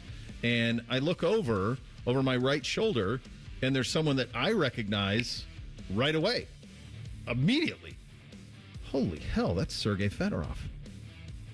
And he was watching the Blue Jackets game. Now, growing up where I did, and Hockey Night in Canada, and then at that time being a big fan of Anna Kournikova and understanding all of that, I mean, he was as famous as any hockey player on the planet for a brief period of time there with the Kournikova part of it. And they were winning cups with the Wings. So getting him and signing him here was a massive deal. I sat there for 3 hours. Not one person approached him. I couldn't even tell if anybody even noticed who he was. That was in the infancy, though, of the Blue Jackets. I mean, that's 20 years ago when that happened. I don't know if that would be the case now. I don't think it would be, but I think the fandom has spread in a big way since then. So I don't think that would be the case now. I don't know who the equivalent of Sergei Fedorov is now in hockey. Like, it's probably the Hughes kid. Connor McDavid. Well, no, he's best player. I mean, Connor McDavid could sit down at Jeff Ruby's tonight, and I don't think anyone would know who he is. No, not at all. No chance. But I think if you did... Sidney Crosby? Crosby, I think, would get noticed. I think the Hughes kid would be interesting because you have the Tate McRae part of it. So, like, people know her through that. And he just won the gold medal. The gold medal recency, I think, would do it. Would give you a little. They'd probably be like, why is this guy sitting at Ruby's with no teeth? Hey, chew your steak, sir. He did get him fixed, I saw. I saw that he did get him fixed. So I think that could be a little part of it. But back to the email, I think the big focus here is, folks, if you're polite and kind, and if it's something that you think is that you'd really be I think most people sign up for that. When you sign up to be, in the instances of Ryan Day and Cardale Jones, and you're that type of celebrity, I think that you sign up for that's part of it. Just don't bug them when they're with their family. Don't bug them when they're in those type. And then kind of read the room a little bit. Have a read the room. Get in, get out, those type of things. Trev on the YouTube chat says Ryan Day came to eat at a restaurant where he was working. Ryan Day came with his family. Trev says he didn't say anything to him, but when they were done eating, people were going up to him and taking pictures. Yeah. That's probably the appropriate time. Even if there's going up to be a time. That's the best you can do it, Reese. I agree, but I probably wouldn't even co-sign that. Like, with family, I think is off limits. I wouldn't bug somebody with their family. I probably wouldn't do that. All right, we have several emails that want an update on Block Blast. We have an update on the trucks that I ran into in the South, and an interesting one from the great Snagglepuss we'll get to as well. It's all coming up next. Bishop and Friends right here on The Fan. We used to have a billboard with our host's face on it, but only ugly people work here now. You mama say you ugly, hey! The Fan, Ohio's sports destination. Get Eco. ECO. Hey, Jerry, you know how we remind people not to be a sump pump grump this time of year? I sure do. If people's sump pumps aren't pumpy, they sure can get grumpy. And down in the dumpy. But our $89 sump pump inspection can replace all that sump pump grumpiness with happiness. Even if it doesn't rhyme. Get Eco. ECO. Our expert sump pump plumbers will make sure your sump pump is working to spec and ready to pump. We'll even do a camera inspection of your downspout drainage system to make sure there aren't any backups causing problems down the line. And turn your sump pump grump into a flow-it-all, know-it-all. Get Eco. ECO. Jerry, I'm starting to think not everything we do has to rhyme. But rhymes help people remember things they like, Aaron. I mean, you like hokey pokey, don't you? I do like the hokey pokey. Get Eco. ECO. Eco plumbers, electricians, and sump pump technicians. This wasn't how Patrick pictured himself in retirement. Instead of playing golf every day, he could barely walk because of his severe knee pain. It hampered everything because it hurt to walk around the golf course. It hurt to swing, just pretty much hurt doing anything. But the groundbreaking regenerative treatments at QC Kinetics changed everything for Patrick. QC Kinetics uses your body's own healing properties to help repair and restore damaged tissue in your knees, hips, back, and shoulders. No surgery, no drugs, no downtime. The turnaround's been amazing from where I was to where I am now. I've gone from a 15 handicap down to a 7 handicap. That's because my knees allow me to play golf like I haven't been able to play probably in 15 years. Don't let joint pain keep you from doing what you love. Call QC Kinetics today for your complimentary consultation. Call QC Kinetics, 380-208-4544. That's 380-208-4544. 380-208-4544. Mortgage rates have dropped, and the best news is they're expected to go down even more. Hi, I'm Mark Stefanski, Chairman and CEO of Third Federal. If you've been thinking about buying a new home, now is the time. And with Third Federal's Buy Now, Refi Later program, you don't have to wait for rates to drop again. You get the guaranteed lowest rate now, and if rates drop later, even after you close, you can refinance to a lower rate for free. That's right, for free. And now with Third Federal's early rate lock, you can lock in the guaranteed lowest rate even before you find a house. So you'll always have the best rate. So don't wait. Call Third Federal today and lock in the guaranteed lowest rate. Right now at Third Federal, lock in 5.99% APR 6.02% on a 30-year fixed rate purchase mortgage and refinance later if rates go down for free. Visit thirdfederal.com or call 1-800-3rd-FED today. APR reflects 15% down for $350,000 loan amount. Rate requires automatic payment program and is subject to change. Restrictions apply. See conditions for buy now, refi later. Lowest rate guarantee and early rate lock at thirdfederal.com. Equal housing lender. Think you know Buckeye football? These two say, hold my beer. The Beat with Austin and Berm. Sponsored by the Waterworks. Daily on the Fan's YouTube and wherever you get your podcasts. Your home of the Buckeyes, The Fan. The ONN Daily Podcast. Get a recap of all the day's news from across the state. ONN affiliate WBNS TV reports. Haley Kirby reporting in downtown Toledo. From the State House, Kevin Landers. ONN Canton. ONN affiliate WKYC TV in Cleveland explains. In Marietta, Brett Wharf, ONN News. Emma Henderson in Genoa. The ONN Daily Podcast. Listen at ONNradio.com or wherever you download your favorite podcasts from the Ohio News Network. We plant trees because people need trees, and when planted in the right place, they have great impact. Trees help slow climate change, filter our air and water, foster biodiversity, and strengthen our communities. They create the kind of transformational change the world needs now. April is a month filled with opportunities to care for and plant trees. For planting resources, contact an Ohio ISA certified arborist who can help you learn how to take the best care of your trees. Visit trees4ohio.org. That's trees4ohio.org. Fan weather.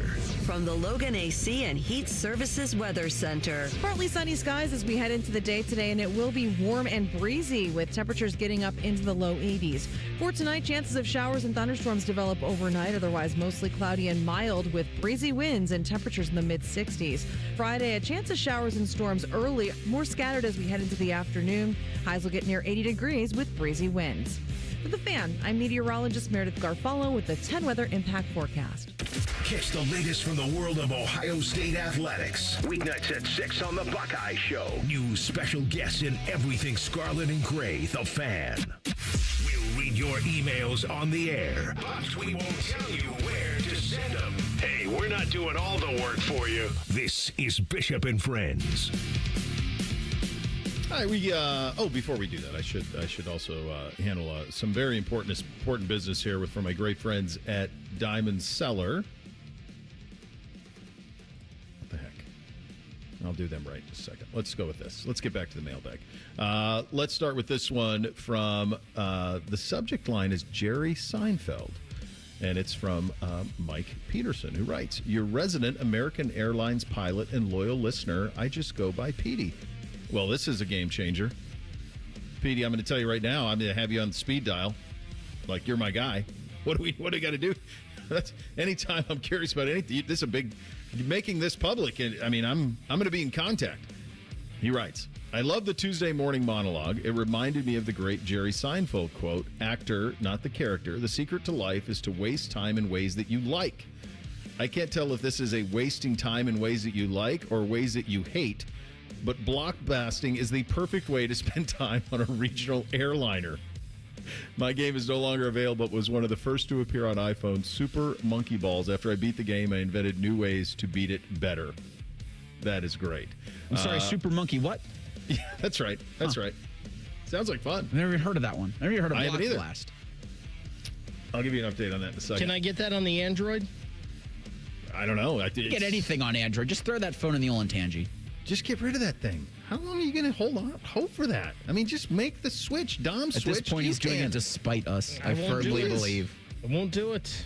Why? Because is the experience so great? Then I have to change everything. You got to get the watch and the computer. You don't need the watch and the computer. Either of those things. You don't need any of that nonsense. No. Perfectly happy with what I got. have all of those things, but you don't need them. You don't need them. This one from Shannon, loyal listener Shannon. Bo, this week's discussion about Darius Rucker Hootie reminded me that I would like an update on your progress with listening to music relevant to a man over 40 life with your boys. Did you purchase a CD player and play the old discs?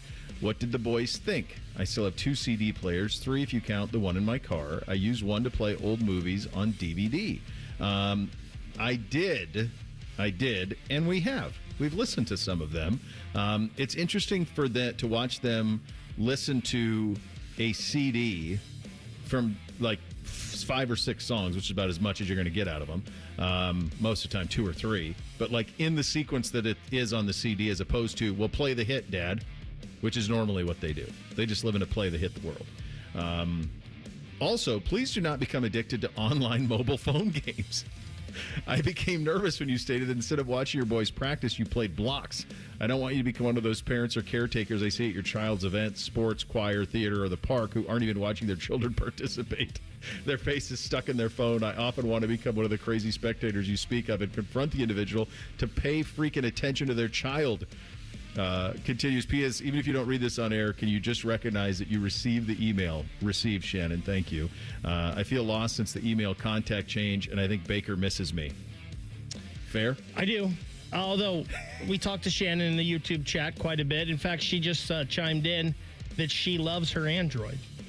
Oh, well, this could be a match made in heaven. You know. Another one. I'm with you, Bake. Android is the way. They suck. I had to have one for when I was at Channel 10. They're like, all right, we're not paying for a cell phone for you anymore, so we're giving you a cell phone. And the cell phone was an Android. I had the thing for 6 hours, and I said, take it back. You can just contact me on my personal phone. I don't care. I'm not dealing with this thing. I could not believe the amount of drop downs and nonsense to navigate an Android. Drove me nuts. I don't know how you do it. I don't know how you do it, Bake. I just don't know how you do it. Plus, now every one of our group chats has to have, it's green instead of blue. All the pictures don't go through all the time. There's a million problems. All right. This one for Brian. Hey, boys.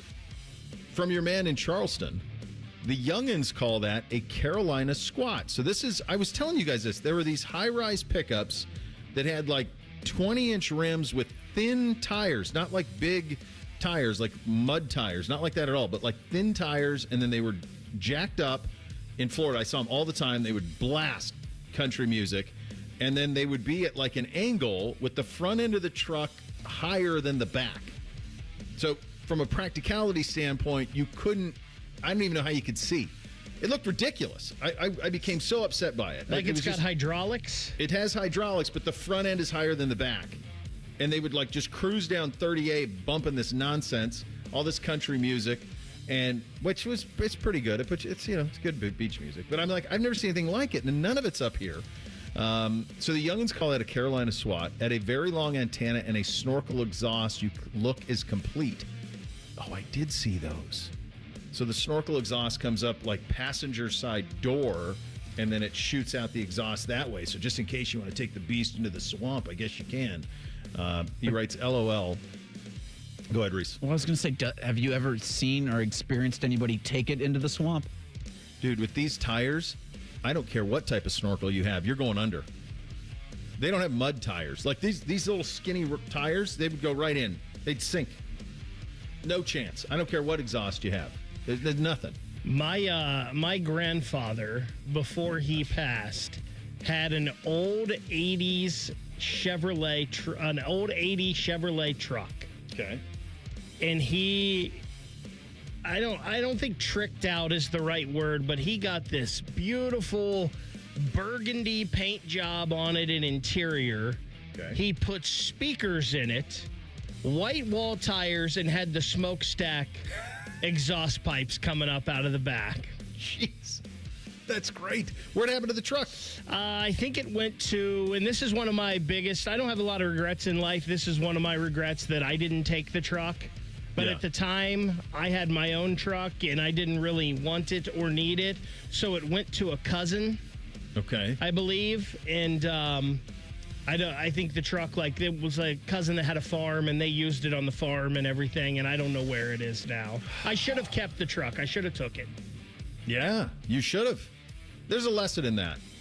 It's funny. I had my first car after my first car, which was a 1975 Chevy Cheyenne short box pickup in a very classic mint green and white, which was a delight to try to think was cool when I was 15 with my first driver's license.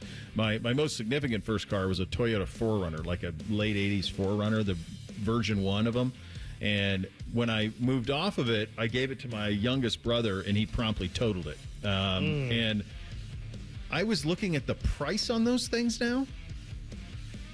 I mean, they're worth 6 times what I paid for it 30-some years ago. They become like classics, those Generation 1 4Runners. Brian continues, when you're a teenager, everything looks cool, I guess. Well, I can tell you, Brian, that the 1975 Chevrolet Cheyenne pickup in mint green and white wasn't. I did the best I could. Put cool rims on it, did the best I could. Love the show, listen to the pod every day. Thanks for the laughs.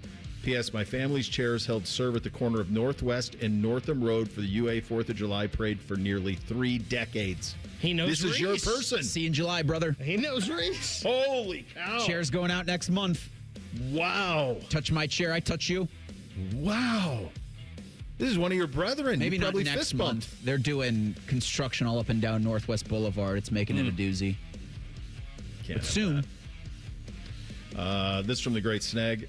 Reese, I don't know how to word this in a short-worded manner, but I will try. Hey, guys, in a recent conversation with family, we talked about the first 3 movies I saw at a movie theater. On the surface, one of them is 100% not like the others in chronological order. The Care Bears movie, okay. Ernest Goes to Camp. Die Hard. Yes, I was 4 years old when my parents took me to a movie theater to watch Die Hard. It's good parenting. Holy smokes. To be fair, you wouldn't probably remember it at 4. What are the first 3 movies you can remember seeing at a movie theater? Side note, not for hey guys, but it hit me. On the surface, Die Hard is not for children. Yet, Care Bear movie, they try to save a town from magicians, young, sinister apprentice, active service. Ernest Goes to Camp. Ernest turns a few delinquents around and saves the Native American campground from a mining community, active service. I don't think I've seen that one. Die Hard, John McClane saves the people trapped in Nakatomi Plaza from Hans Gruber and the Evils, active service. Yeah, pretty good. Pretty good. And he talks about his service with the Red Cross, which is always commended. First movie I saw in the movie theater was The Legend of the Lone Ranger. I remember I loved all of the Western stuff when I was a kid. Zorro, Lone Ranger, all that stuff. I was big into it. It kind of fit with where I grew up, so I watched all that stuff. And we went to watch The Legend of the Lone Ranger, which is a god-awful movie. I can't even tell you who's in it. I think Doc Brown from Back to the Future might be in it. I remember going with our family. We went to watch it, and I remember it taking forever for him to turn into the Lone Ranger. Forever.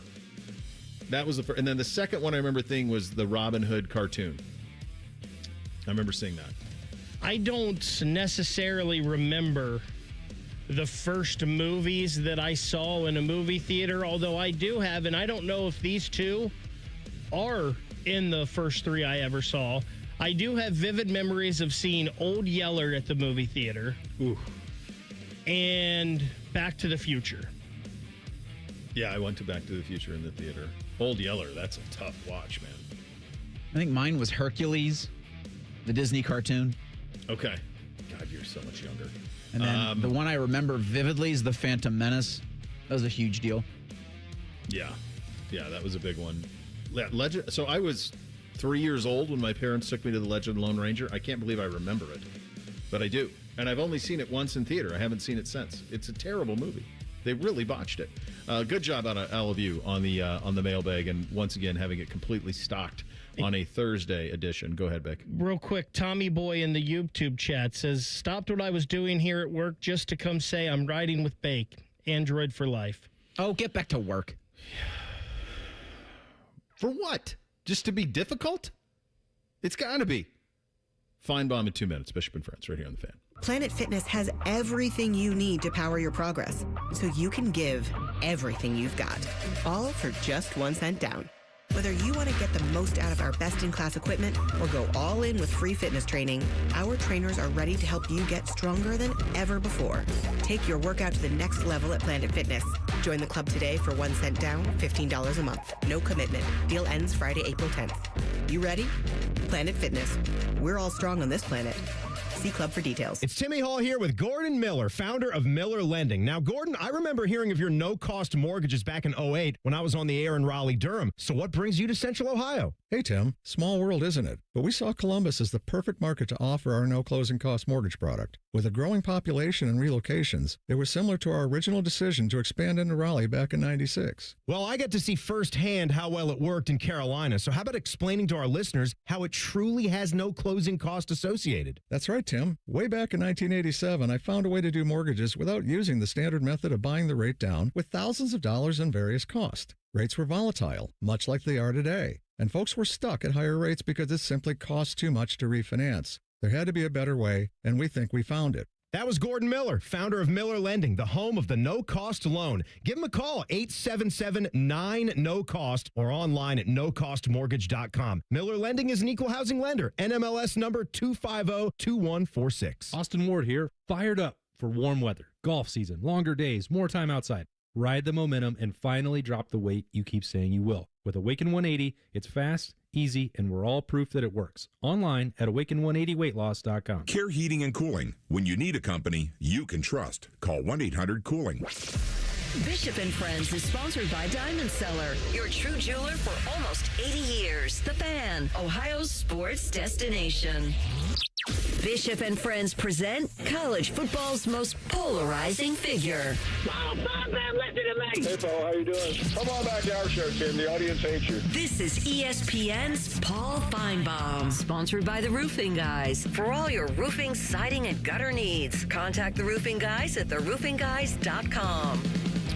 Well, buddy, I spent last week on 30A, so I feel like I'm properly prepped for this segment, as your constituency is very well represented there in late March, my friend. Yeah, we tend to know the way down there. That's you don't need a GPS if you live in Alabama, Georgia, Mississippi, or Florida. They know how to get there. My God. All right, I had to do something. Well, I didn't have to, but I chose to do something earlier this week on the show that I never thought I would ever do or say, and that is maybe Tommy Tuberville's onto something. So he's got this legislation, and it kind of tracks a little bit. He's talking about one-time transfer. I think that'll be tough, but he's talking about 5 years to play 5. We've talked on this program about an age limit. Maybe that would be something. What he didn't mention here was any sort of way to limit compensation for athlete, and so I think it's got maybe at least a jumping off point. You know Tommy well. What do you make of this legislation and the possibility that there could be something to it? Yeah, no, he's swung a couple of times at this, and I would agree this is the best one he's come up with. The problem is he is against unlimited pay, and I think knowing Congress, it's a non-starter. The good news is at least he gets some at least somebody, you and others are saying, hey, that's not a bad idea. And those who don't know Tuberville well, he did briefly coach in Cincinnati before he was fired. He is very much, even though he talks a good game, he's very much against athletes getting anything more than what the coaches decide or the administrators determine. So it's not going to play well with the Democrats. And even though you may see a little movement here in the next month or two on the SCORE Act and all these other things, I think I think Washington is dead for the rest of the year in terms of any legitimate legislation. And one other thing, Tuberville is leaving Congress. He's running for governor of Alabama because I think he has studied Jeff Landry in Louisiana and realizes the only way to run an athletic department in the South is to be a governor. Well, you tell me the landscape of that. I mean, he coached at Auburn. Is he that popular there? Will Tide fans vote for him? Yes, they it's will. Amazing. I'll tell you why. He was fired from Auburn after losing 38-0 to Nick Saban in Saban's second year in Tuscaloosa. He went to Texas Tech. He walked out there in the middle of the night. He went to Cincinnati and got fired. He was nowhere for about 6 or 8 years, and he decided to run for governor. And he attached himself to one person in particular. And it turned to be the best move of his career, and that was Donald Trump. They're very close. He won a very convoluted election and has decided, listen, Washington is not the place to be. And it's true. Congress, the real power in this country is in the State House, not in the U.S. Senate. So I mentioned Jeff Landry, and for those who were wondering, like, who is that guy? He's the governor of Louisiana who single-handedly hired Lane Kiffin, and this week Will Wade. Well, I'm going to get there. I'm going to get there about LSU being Darth Vader, because I think they very well could be for most people in the country, not just in the Southeastern Conference. But so I guess I'm with you. Like, nothing's going to change here, so we're kind of in this spot, and it's going to be here for a long time.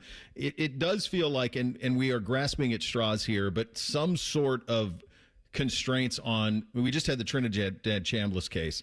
Some sort of constraints on how long so we don't have professional college players.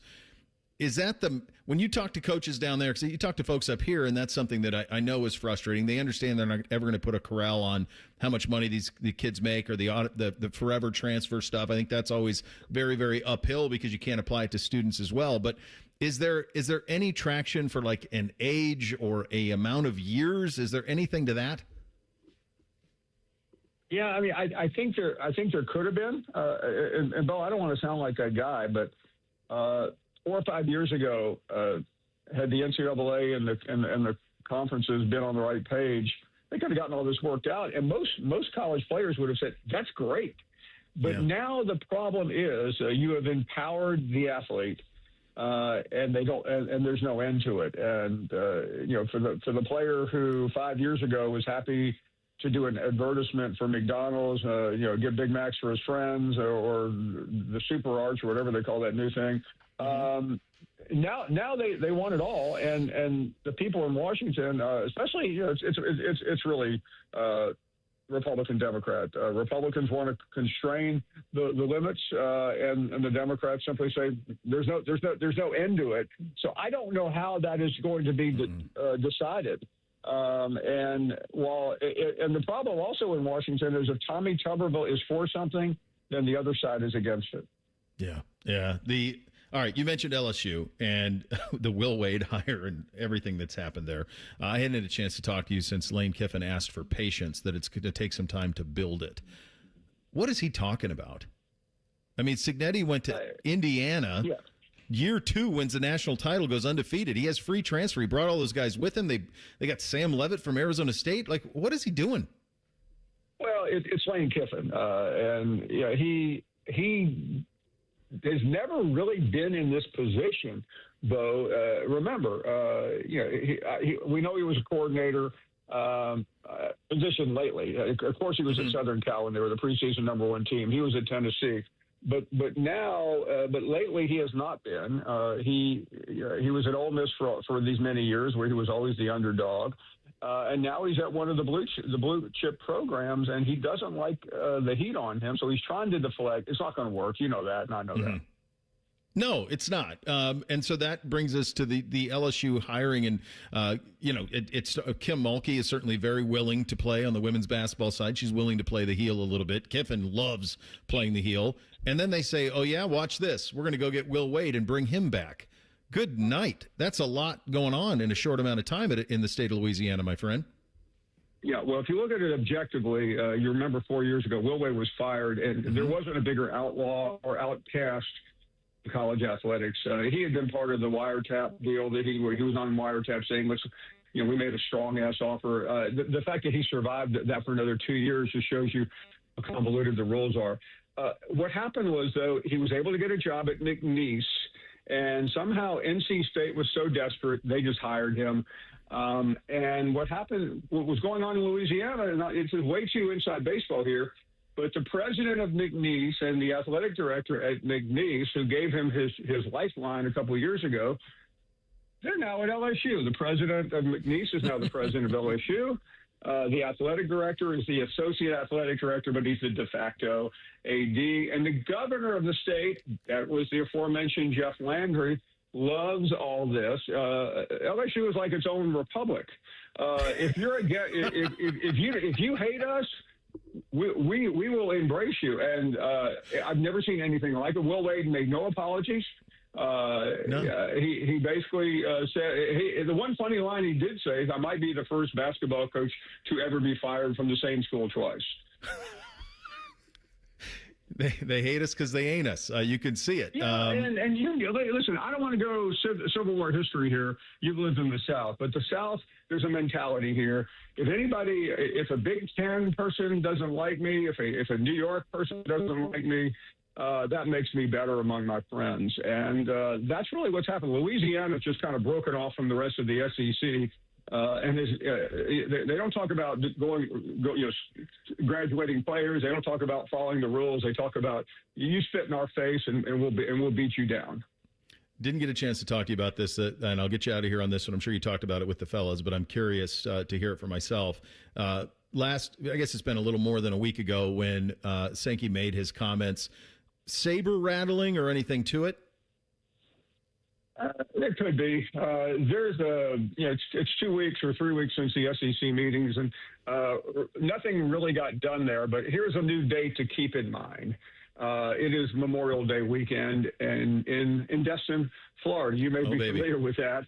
And that's when the SEC meets. I am told it is going to. Now we've been told this before, and they figure out a way to solve it. But there's definitely barbarians at the gate. There's a number of people in the SEC who have had enough of dealing with the NCAA and everyone else, and they want to break away. I don't think we're there yet, but there has to be some.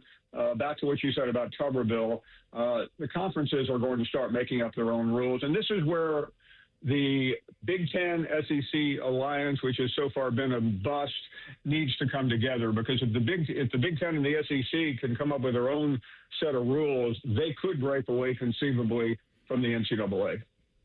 You said it, buddy. Good talk as always. We'll do it again next week. Thanks for your time. Enjoyed it. Thanks, Phil. There he goes. Paul Finebaum joining on the Bryant Heating Cooling Systems Fan Guest Hotline. We'll do a little thing or not a thing next. Bishop and Friends right here on the Fan. The sound of Paul Keels calling a Buckeye game is erotic. Oh, yes.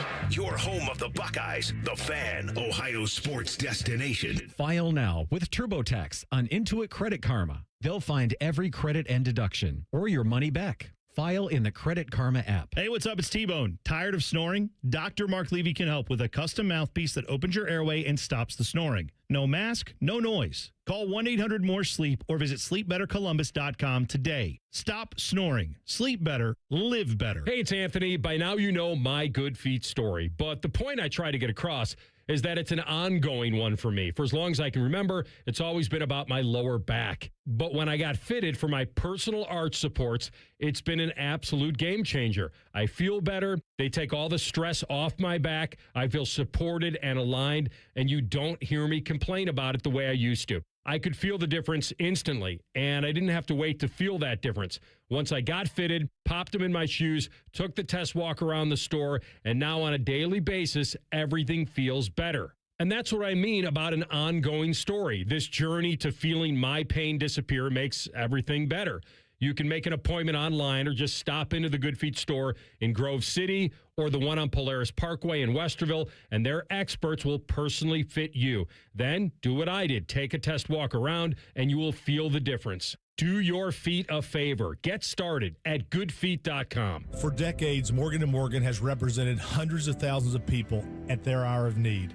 Injuries on the job, car crashes, medical malpractice, and nursing home abuse. Social Security claims, dangerous drugs, and dangerous products. We became America's largest injury firm for a reason, and no firm is even close. Then we got to thinking, what if we could prevent these terrible events before they occurred? So we built the AI-powered People Protector. Simply visit peopleprotector.com and type in the product you have questions about before you buy it. Children's toys and accessories, cars, drugs, products, you name it, we got it. With our success, we decided to pay it forward for all of America. Our way of saying thank you for your trust all these years. Morgan & Morgan, protecting America. And if you've already been injured, Just visit us at forthepeople.com. Morgan & Morgan, Ohio office located at 600 Vine Street, Cincinnati. Prior results do not guarantee a similar outcome. Did your HVAC struggle through this rough winter? When it comes to your home comfort, trust the local experts at Columbus Worthington Air. Right now, you can save up to $2,000 on a new HVAC system with our trade-in allowance program. At CWA, we treat your home like it's our own with safe, reliable service backed by our exceptional service guarantee. Columbus Worthington Air and Bryant Heating and Cooling.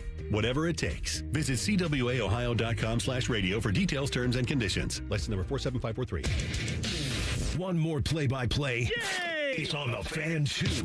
March Madness, Reds baseball, Ohio State athletics, and much more. Find the Fan 2 on the Fan's HD2 channel and 1460 on the AM dial. Hey, it's T-Bone again. Listen up. Sleep apnea doesn't have to rule your nights. Dr. Mark Levy's been treating snoring and sleep apnea for over 15 years with proven results. And now he has an office in Marysville. Call 1-800-MORE-SLEEP or go to sleepbettercolumbus.com. Stop snoring, sleep better, live better. I'm Leslie from Pella Columbus. And I'm Wilson from that other window place. Wilson, energy bills have been crazy as of late, which has had our phone ringing off the hook. Pella windows give you both a home makeover and often an energy bill makeover. We hear that all the time at the other window place. We love the makeover.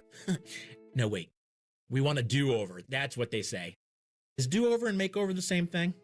Get the windows that homeowners rated the leading window brand in Columbus at PellaColumbus.com. Recently, our company softball team lost a big game by 1 run. Then Dale tried to console us with the quote, "Winning isn't everything." Dale's a loser. I play to win, like early payout from Bet365. If my team goes up big, I get paid out instantly, even if they blow the lead later.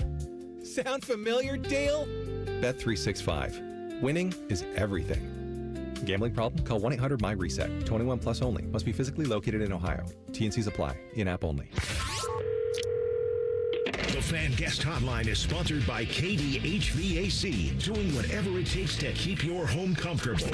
The Fan. Connect with the show on X at 971BFS. Jump in our YouTube chat or just send a raven. You're listening to Bishop and Friends. I mean, that last line from Finebaum was pretty. That Memorial Day, barbarians at the gates. Yeah, it's coming. Change, it is a coming, kids. We'll see. Time for a little thing or not a thing. Hit it, boys. Thing or not a thing. Sponsored by Billiards Plus. Find your next grill and everything you need for the master griller. Billiards Plus on Dublin Center Drive in Dublin. All right, in case you missed the news from the NFL this morning, Adam Schefter reported the Las Vegas Raiders are signing Kirk Cousins. I haven't seen any other details about the deal, whether it's 1 year, 2 year, however many years, or what Atlanta's... Who's owing Kirk what? His agent was the one that fed the information to Schefter. Sure. But it coincides with 21 days out from the NFL draft. The Raiders are probably taking Fernando Mendoza with the number 1 overall pick. Thing or not a thing? Well, I think it's a thing in that this is one more example of Tom Brady's kind of influence on the organization. Because if you were drafting a guy who most people say reminds them of Kirk Cousins, why not get the genuine article to show him how to be a pro? And that's what Cousins is. Cousins is the ultimate pro. There wasn't a place. I'm a little surprised there wasn't a place for him to start. So it also tells me that Rodgers is coming back to Pittsburgh now that I think about it, because that was a potential landing spot for him was Pittsburgh. So I think Rodgers is coming back to Pittsburgh. Obviously, Minnesota already handled their issue. So there wasn't a place for him to start. He looked around. Brady, guy who's kind of like him, similar personality. Let me show this kid the ropes. Makes all the sense in the world. Seems like they're going to put Mendoza in a pretty good position to succeed. Yeah, I think it's a thing. Give the kid someone he can learn from. Mm-hmm. Kirk Cousins has been around some younger quarterbacks here recently, and while he's competed with them, I'm sure he has helped them out as well and helped them learn the ropes. Also, they're both the same kind of like goofy and awkward. Yeah. I'm guessing they'll hit it off really good, Yes. Cousins and Mendoza. And I understand that all of these guys that are in the NFL are super athletic, but this might be the most unathletic quarterback room in the league now. Also, the silver and black "You Like That" merch, probably pretty good. That's always wins. The NFL had their owners' meetings earlier this week out in Phoenix. Patriots owner Robert Kraft stumped for an 18-game season with conditions. The league would remove one preseason game from 3 to 2, add a second bye week, and have all 32 NFL teams with an international game every single year. On Tuesday, Cowboys owner Jerry Jones told reporters that more games is actually good for the players. Well, I think it's a better application of their careers and talent. Less preseason, more playing in games that have the right balance of the financial rewards as well as the exposure. Thing or not a thing? That's funny. So they don't get paid for preseason football, right? You don't get a game check for that. But you're still getting your salary. So it's not like it just meant all that's happening is if you go to 18, your checks are going to be smaller per game than that would have been at 17. So the idea that he was trying to pretzel that into some sort of reasonable way to make sense of an 18-game schedule. This makes no sense for players. 16 is the right number. It always was the right number. It's not 17, it's 16. 16 and 2 buys would be great. Everything Bob Kraft laid out, though, is print it, Sharpie it. It's what's happening. Cast it. 18 games, 2 preseason, second bye, every team international game. That's where you're headed. And they will break the Players Association until they get it, but that's 100% what's happening. I'd be shocked if it was anything other than that. And we've been talking about this plan for years. This has been the talked about, accepted plan for a long time. 18, 2 preseason. I mean, I wouldn't be surprised, guys, if they got rid of the preseason games entirely. Wouldn't shock me. They did that. Go to a 20-game season at some point, inevitably.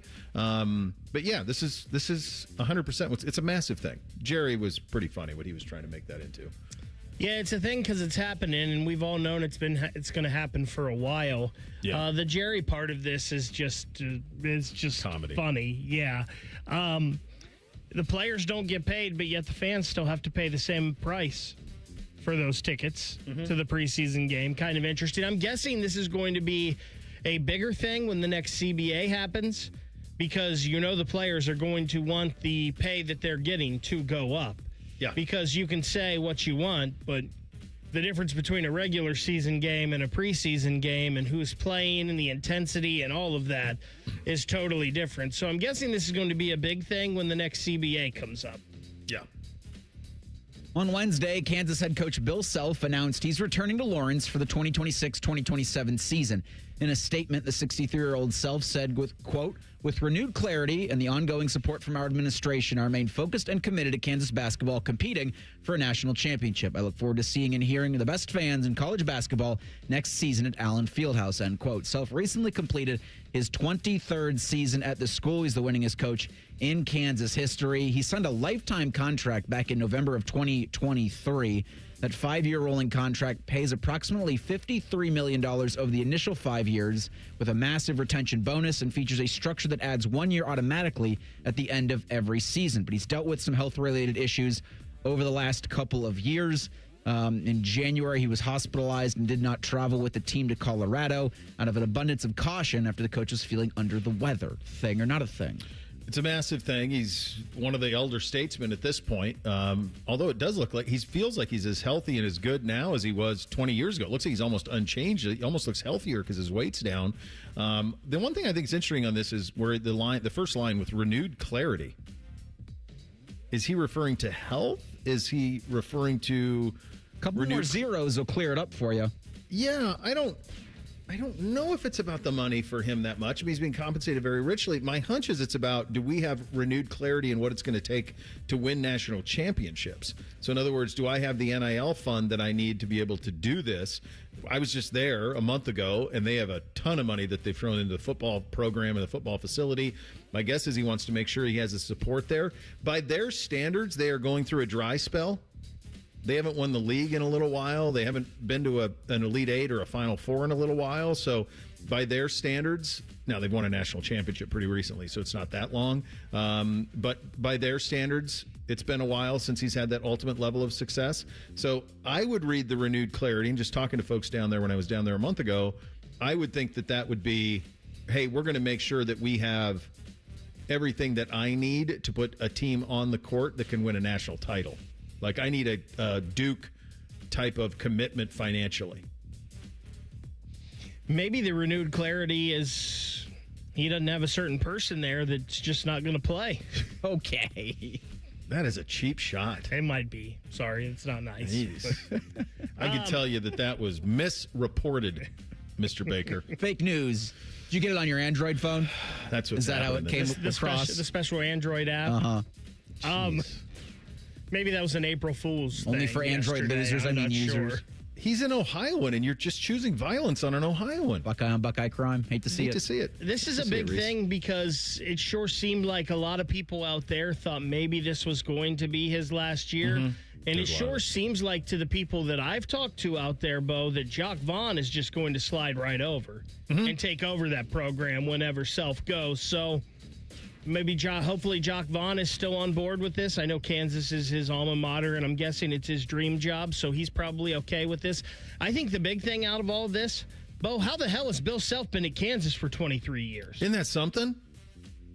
That's insane. I can't believe it's been that long. Yeah, and he left that Illinois team that was ready-made, that Bruce Weber got to the national championship game, that Matt Sylvester beat to end their undefeated season. He left that operation to go to Kansas. So, yeah, and you're right on the Jock Vaughn thing. Like, the idea is just that it'll go to Jock. There's a lot of examples of that. They did it with Hubert Davis at Carolina. They did it with John Shire at Duke. That can go a lot of different ways. Former playing legend being the head coach. Final hour of the program coming up next. We will have a little bit of Shelley time coming up in about 35 minutes from now. We had Mike Rapoli on, owner of the UFL. He was on with us yesterday. He had a very interesting comment about football and the way that we view it in the country that led me to a little bit of a bigger thought. We will get to that coming up next. Bishop and Friends right here on The Fan.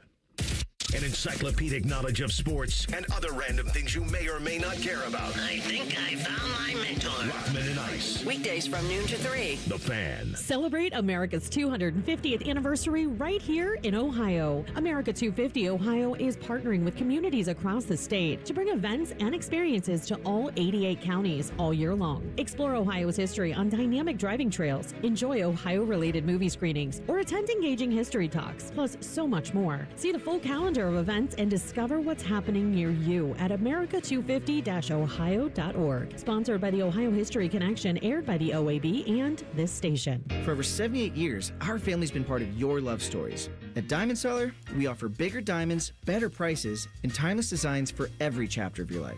From your first yes to your forever I do, trust the jeweler who knows diamonds best. Visit Diamond Seller today. Hey, John, why so glum? I just got let go. The company's downsizing. This is the third time in the last 2 years.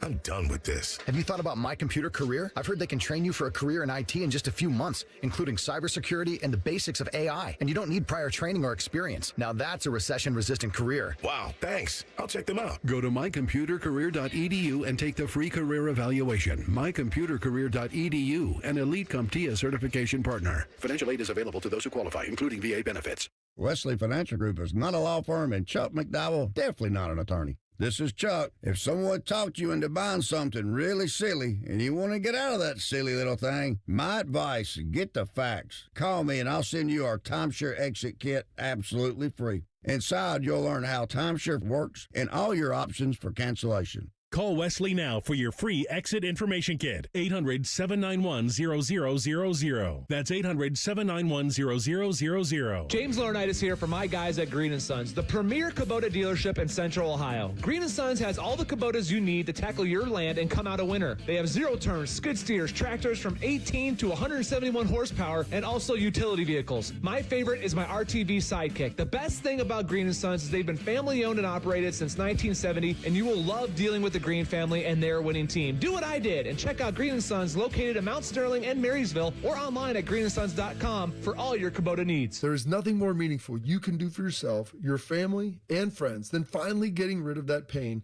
so they can enjoy that time with you again, especially heading into vacation season. Here, let me help you. It's Bobby Carpenter, and Dr. Tesler and his team at QC Kinetics take care of your pain in the office so you can go right along with your day. It's that easy. So if you say yes to any of these questions, you're the kind of patient QC Kinetics regenerative treatments can help every day. I have consistent pain in my joint, knees, hips, shoulder, back. Pain keeps me from getting a good night's sleep. I'm missing work or saying no to things that I love. I don't want surgery or a long-term recovery. I am at the end of my rope, and taking medications every day is just going to get me through the day. I don't want to do it anymore. So if you want to do that, go check out your free consultation over with my friends at QC Kinetics in Dublin or Gahanna. Call 380-208-4544. That's 380-208-4544. They have offices in Dublin and in Gahanna. Hey, Max, you look absolutely dashing in that purple tie. Ready to harness the world? You bet, Daisy.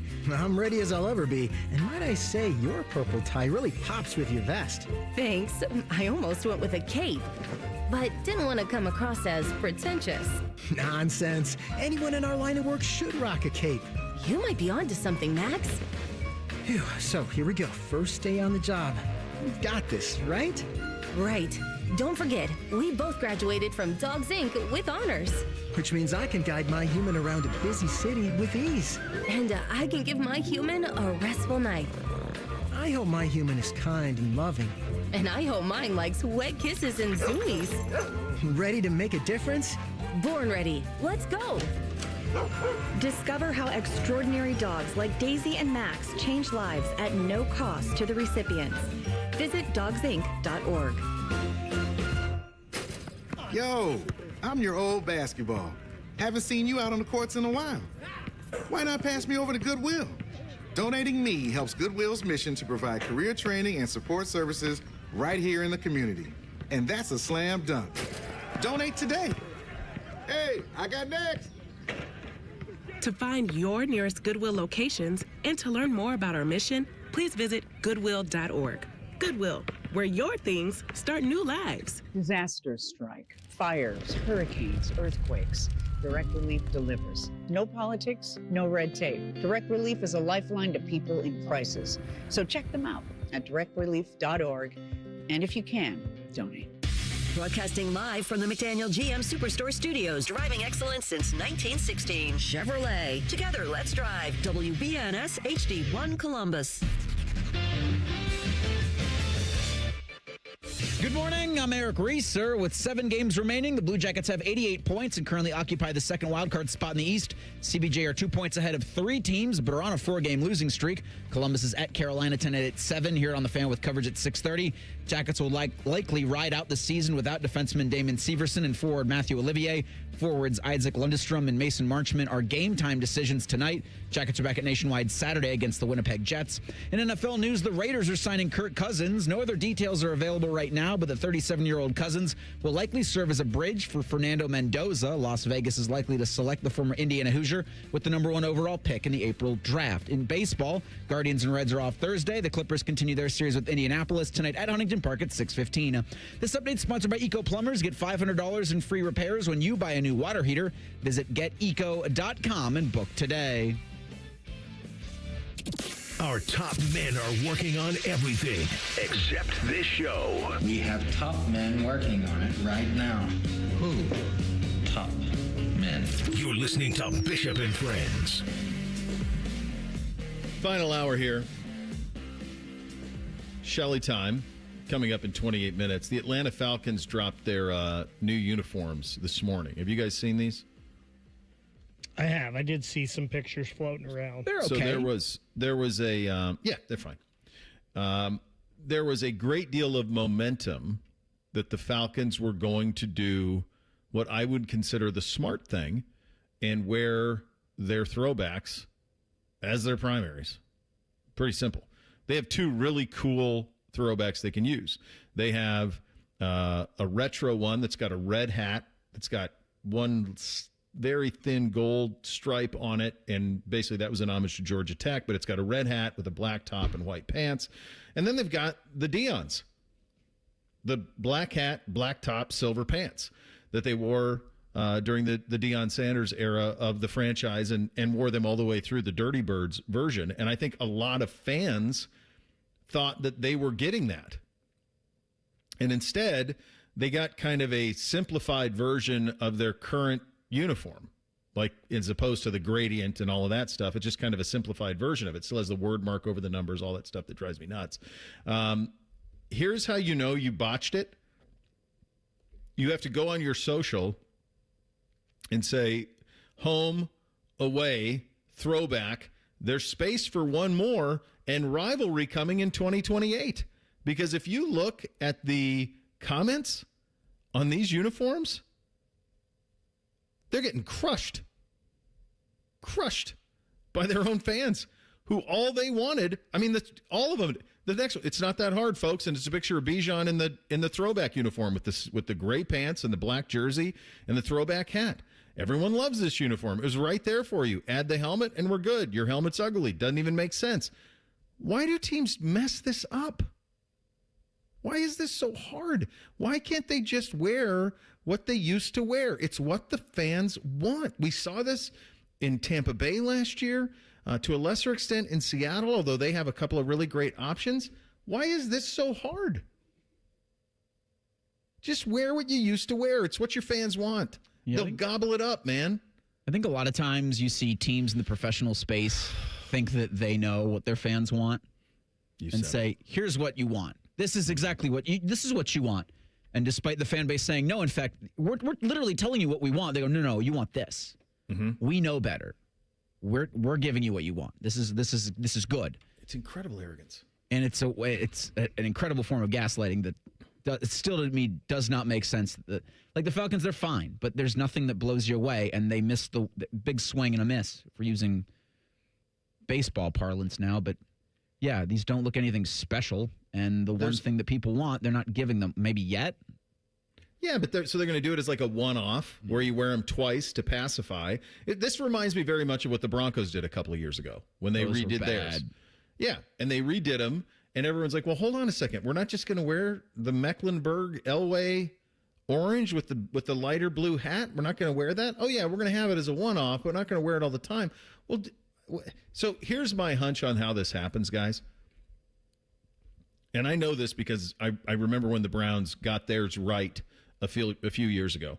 You sit down with the uniform supplier of the league, which is Nike, and Nike sits down and they say, what do you want? And a lot of times, if you don't have somebody who's in that room who has a very specific vision for what you want, they'll say, I don't know, what do you have in mind? And then you get everything thrown at a wall. Is what you end up getting, is everything thrown at a wall. And that's how you end up with some of these uniforms. And Nike is motivated, and all uniform suppliers are, they're motivated to come up with something fresh because then they own that part of it. Then it's their design. They don't want to go back to what they wore in the 70s or 80s because that was something that was probably done by somebody in the facility. Designed that. Remember, the NFL didn't get uniformity until I want to say Reebok in the early 2000s was the first thing that was like, okay, all of the NFL uniforms are going to be made by Reebok. In the early 2000s, late 1990s was when that happened. Nike's been there for a long time now, but for a while it was Reebok. And one of their things was all that piping that they would put on the uniforms that was happening at that time. But that's how it happens. So if you're Arthur Blank and you go, look, this didn't work. These uniforms we've had 2 straight uniform batches that have not landed. Our fans don't like them. What are we going to do? And they're like, well, we can have some throwbacks in here, but what if we design something else? And then that's how they come up with this. It's pretty simple. I mean, how long? I mean, just think of the Buckeye uniforms. How long have we been in a primary football uniform without gray sleeves? Too long, but 06? 20 years. 20 years we've been without gray sleeves except special games. Thank God they use them for the special games. But you're talking 2 decades, man. Think of what they've tried to do on the Buckeye basketball front through the years. And you run out the Jimmy J's or the Clark Kellogg's, and everybody goes, well, geez, just wear that. Those are perfect. Nostalgia's undefeated, boys. They tried like that anthracite thing that just never took. No. And I'm looking at the Falcons' schedule. They don't play the Arizona Cardinals, but tell me the difference. Okay. The Arizona Cardinals uniform and the Atlanta Falcons' new uniforms. Outside of the word mark. Just the color schemes. The color schemes are similar. Like, I'm just trying to look around at other teams in the league. And let me see. Oh, boy. I mean, it's pretty similar. You copied and pasted. It's like you stole somebody's homework there, Atlanta. Yeah. Yeah, they did. It's pretty similar. Yeah, it's not great. But okay. Yeah, God bless them. A marketing team told you people wanted. Yeah, I just think in general, wear what you used to wear. It always lands. This was a real thrill. We had Mike Rapoli on yesterday. He's the owner of the UFL. He is a billionaire serial entrepreneur. It started with Glacier Vitamin Water and Smart Water. He sold that and flipped it to Coca-Cola. He then did Body Armor. He was smart enough to give a percentage of the profit, a percentage of that company actually, to Kobe Bryant, which allowed for Body Armor to be bought by either Coca-Cola or Pepsi. I'm not sure. He then got in on Pirate Booty. And if you're a parent, you're going, oh, well, that seems like that's a profitable enterprise because that stuff's everywhere. He now has a couple of other things that he's working on. I think No Bull, which is a clothing line that he's doing. And he decided to get into the business of football. And he was on with us, and he owns the UFL. The Columbus Aviators open their season tomorrow night at historic Crew Stadium.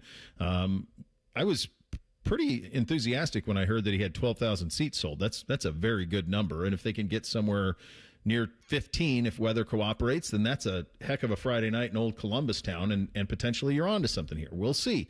But I asked him yesterday when he was on the show with us of why spring football, why now? And here was his answer. College football and pro football are the number 1 and 2 sports in America. Let's separate pro with college. College football is bigger than the NBA. College football is bigger than the NHL. College football, I mean, who's bigger in Columbus, Ohio State or the Columbus Blue Jackets? Right. It's a great hockey team, but it's about Columbus. So I just saw a need that football needs to have. It's a 12-month sport. I mean, your spring game at Columbus, I mean, how many people do you draw for that, right? Oh, yeah. So I just saw an opportunity for now being the time where spring football has been around for 40 years, and it's died like 5 or 6 different times, but some bunch of idiots keep trying to make it work for a reason, right? So there's something there. I just think that it's about being patiently aggressive. I like the last part, patiently aggressive. He said something that we've said for a long time, and the ratings have backed this up for a long time in terms of college football, far surpassed the NBA, NHL, Major League Baseball, all of it. It's become the second most. There's an opportunity here. Where have the other sports missed where football has gotten it right? Something we're going to get into coming up next. Bishop and Friends, right here on The Fan. We're the girthiest radio station in the history of radio. Uncomfortably girthy. This promo is uncomfortable. The Fan, Ohio's girth destination. I'm Leslie from Pella Columbus. And I'm Wilson from that other window place. Wilson, we put new windows in a Dublin home last week. You wouldn't believe how much new light was let in. Changed the entire mood of the home. You don't need fancy windows to change the mood of a room, Leslie. Know what else will do that? Wilson's Wicks, my new candle line. Here, smell this one. Oh, that's bad. I call it warm tuna salad. It's not for everyone.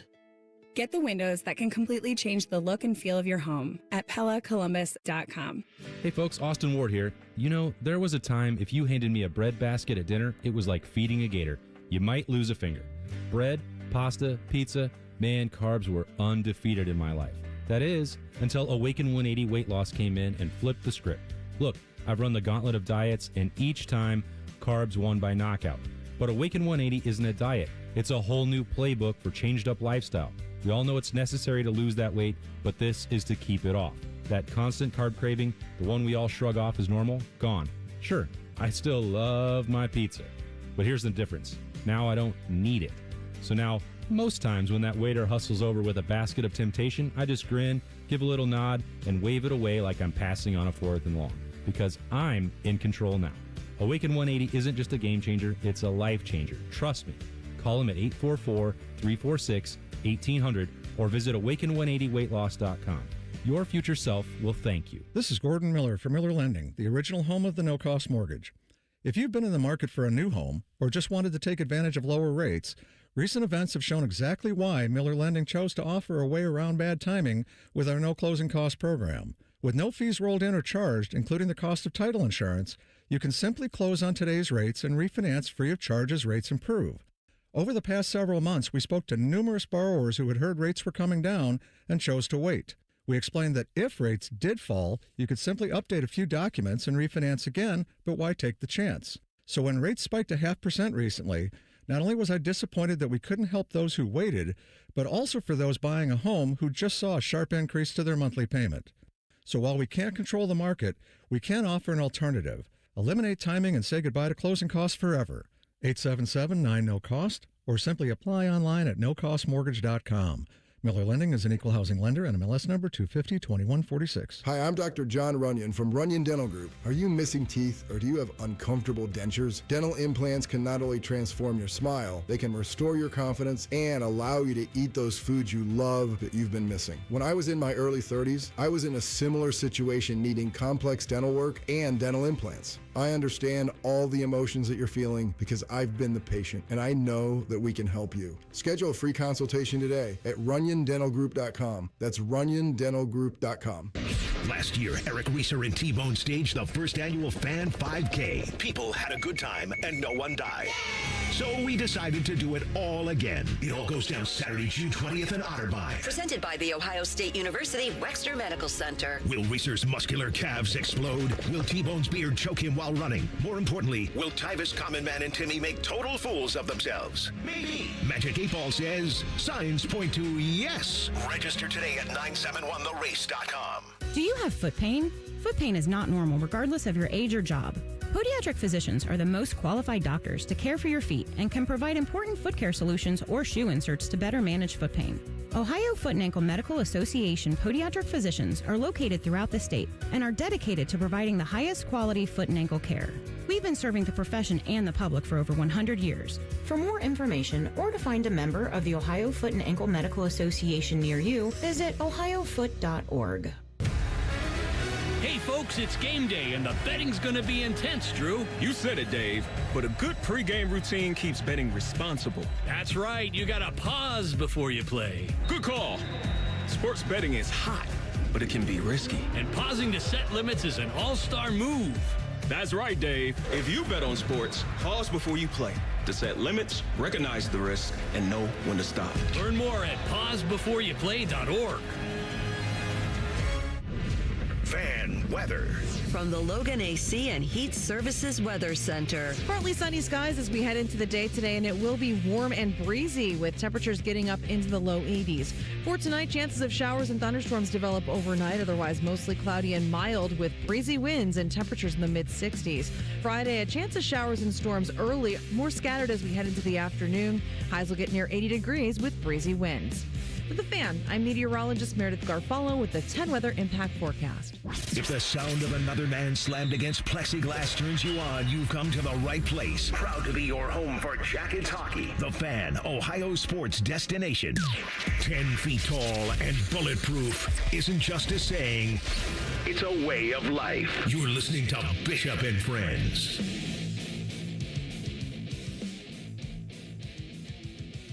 Indeed you are. And fellas, when it comes to making a big decision like the ring, you don't wing it. That's why I trust my friends at Diamond Cellar. For nearly 80 years, the family has helped generations of couples celebrate life's biggest moments. Exceptional quality, larger diamonds, better value. And guys, here's the best part. They walk you through it step by step. You know you're getting it right. Whether you're ready to propose or ready to upgrade, visit Diamond Cellar at Sawmill Road, Easton Town Center. Learn more at diamondcellar.com. I've been a customer for 20 years. Diamond Cellar. The best folks. Great folks. They'll take care of you. Tell them Bo sent you. We played that Mike Rapoli bite about the popularity of football, and we've known that from a rating standpoint for a long time. Honestly, it's something we consider a lot when you put together a show, right? And the tricky thing of talking about the sports that aren't football is, are you alienating the people who don't care? And Bake, you were at, where were you? You were at an establishment last night. You had texted us about the NBA. And what game was it you were watching? I was watching the Celtics in the Heat, and it was just a brutal watch. Brutal. No defense, right? They just... 53 points in the first quarter for the Celtics. Yeah. There's no question that sport has probably changed the most of all of them. That league, I should say, not that sport. That league has changed the most in terms of the way that the games are played. Now, it does amp up when you get into the postseason, and then you get it. But their regular season has become, I think, largely a slog. And I think everybody around the association certainly knows that. But it did bring up something in regard to the Rapoli sound about football and the NFL and college and all of it. And it goes to a bigger thought theory that I've had for a while, and that is that with the exception of football, the rest of these sports are a big deal if they're in your market, and otherwise they're largely forgotten. And I think that this applies to Major League Baseball.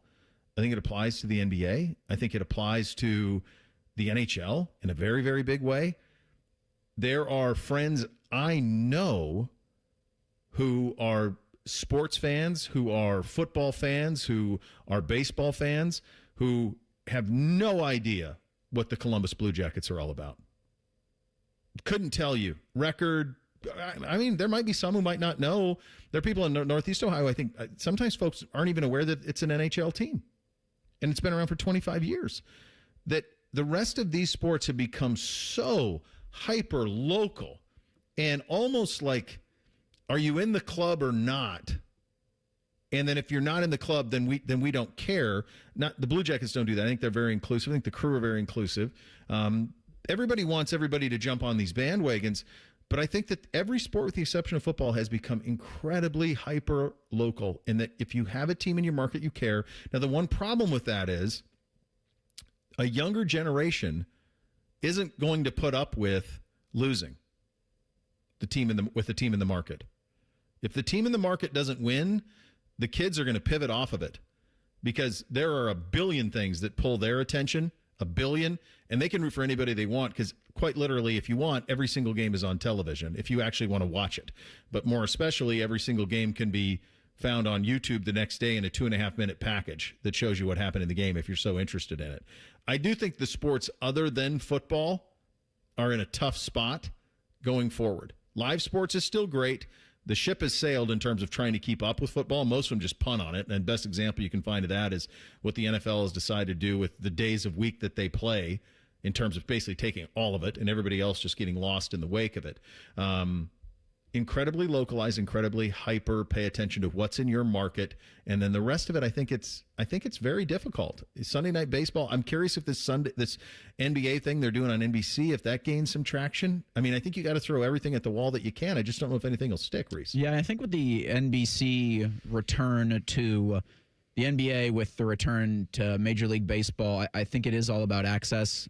Because for those sports, it's so important that you don't have them behind things like silly paywalls or silly blackout rules. They are available with everybody, for everybody. If you watch it on your iPad, if you watch it on a computer, if you watch it on a TV, if you watch it with rabbit ears.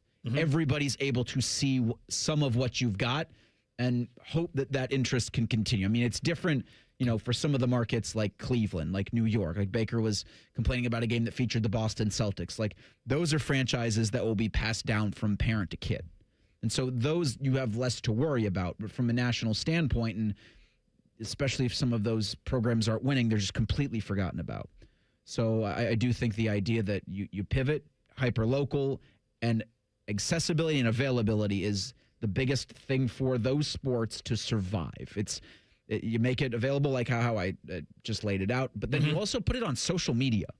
Like the idea with the NCAA is charging like $15,000 for schools to be able to use footage on their social media accounts is bonkers to me. Yeah. Like Major League Baseball should allow everyone and their grandma to post Major League Baseball highlights. Similarly for the NHL, similarly for the NBA. Everybody should have access to your thing because that will that's more likely to gravitate more people to your thing, more likely to give you more dollars at least when people want to go to your events. Bo, I think it's interesting your point there about if a team is losing, the kids are just going to go away from it. Yep. And we have no patience in life. Everything is at our fingertips at a moment's notice, and we can go gravitate towards whatever we want. So we have no patience at all. It's one of the things I think that's pretty interesting about the Columbus Blue Jackets is sure when they're winning, you've got more people interested and around, but the Columbus Blue Jackets have such a strong core of their fan base that are there regardless, that for the most of their existence, they haven't won. No. But yet people in a time where people leave so fast, they've stayed and they've stuck with the Blue Jackets. It's one of the things that I think is very interesting. The way of the regional sports network now, is going, Reese, you mentioned it, accessibility. These teams, these leagues are going to have to find a way to get their product out there. We've seen the Reds and the Guardians go to Major League Baseball, and they are providing it for basically free on your cable package. You can still go and watch that. I wonder if more local TV, as we've seen NBC devote their Sunday nights to sports here for the foreseeable future. Yep. I wonder if more local television markets, and that may be hard because I know like here, being a Tegna affiliate at the moment still, like we have certain things, we could only broadcast so many games if the Columbus Blue Jackets wanted to come to us. It's why they're doing things with the CW, because they're not beholden to certain programming. So I wonder if more of these are going to have to get on local television to make it accessible to everyone. I'll do a little pushies backsies, because just discussing with people in the building about the death of the regional sports networks, a la FanDuel Sports, which nobody's going to really miss. Tegna, Nexstar, I'm sure everybody's seen the news, but have 10.1, 10.2 digital TV channel options that I think make it easier now more than ever, where if you look on your rabbit ears and you scan your channels, you don't just have 4, 6, 28, 53. You have 10.1, you have 4.1, you have 6.2. So if you're creative about it and if you're proactive, this can be easier. And I do think all of this is work up front. You probably will have to sink some money into, and some people don't like doing that at first. I think you will reap it once, generations start to get older and have that disposable income. They'll want to continue your product even if you're not winning. It better be easy. It better be easy to access, because I've got young kids, one teenager, another one on the way. Guys, they're not looking for much. To Bake's point, they are on demand. I want what I want it now. Now. I mean, they're at a point where, just from a lifestyle standpoint, if they ask me, is there a great golf course in fill-in-the-blank place where we could potentially go this summer en route on our trip back to Montana? And if I'm like, I don't think so, let me think about it, they're Googling it. They want to right now. If they want to hear a song, they speak into the phone, play it. That's the life they're in. They're not searching for anything. So this all has to be very easy. They're not watching games. They're watching melts. They're not watching games the way you and I watch games. Another generation they're not consuming sports the way that we are, with the exception of football. Football they do. They will sit and watch the Buckeyes. They'll sit and watch it. They will watch NCAA tournament games, and there will be no phones on that. Those they are engaged viewers with. And they love talking about it. They just don't watch games start to front the way that we do. Bake, on your point, when you were talking about the Blue Jackets and their fan base, it's a tremendous fan base. And you're right. They've been there throughout. How much of that is the weather here? In other words, the Blue Jackets are something to do in the winter. Certainly helps. Like if the Blue Jackets were in Phoenix and the winning was at this level, probably wouldn't be the same. I never thought of it that way, but as you were describing that, I thought, because that's really the job, because what all of these entities are, the ones that we're talking about, the professional sports, there are times when the Reds and Guardians have big crowds. Well, it's something to do on a summer day. Sit at the ballpark, have a beer, eat some peanuts. Like it's a social activity, right? As much as anything else. If you think about whether it's the Cavaliers or the Blue Jackets, it's a social activity. Like this is what to do. Like the weather sucks. Let's go watch a game in the northern climates. And the other ones, I think it's a much more challenging task. Really do. Challenging task ahead for the Blue Jackets tonight. They are in Carolina. They are in the first poor form of play since Rick Bowness has been named the head coach. There is opportunity here, but they have to take advantage of it. Shelley time in 2 minutes. Bishop and Friends right here on The Fan. Care Heating and Cooling. Honest technicians, honest pricing. Call 1-800-COOLING. Spring is hatching at the Columbus Zoo. Join us April 3rd and 4th for Eggs, Paws, and Claws. Snap a pic with the Easter Bunny, meet Egbert, roll into Shelley's Celebration, and crack the clues in the Explore and Find. It's 2 extra fun days you won't want to miss. Get your discounted tickets at Kroger. Hey, what's up? It's T-Bone. As a longtime homeowner, I know how it goes when it comes to things that need to be fixed around the house and you just haven't gotten to them. Like maybe that leaky faucet that always has a drip.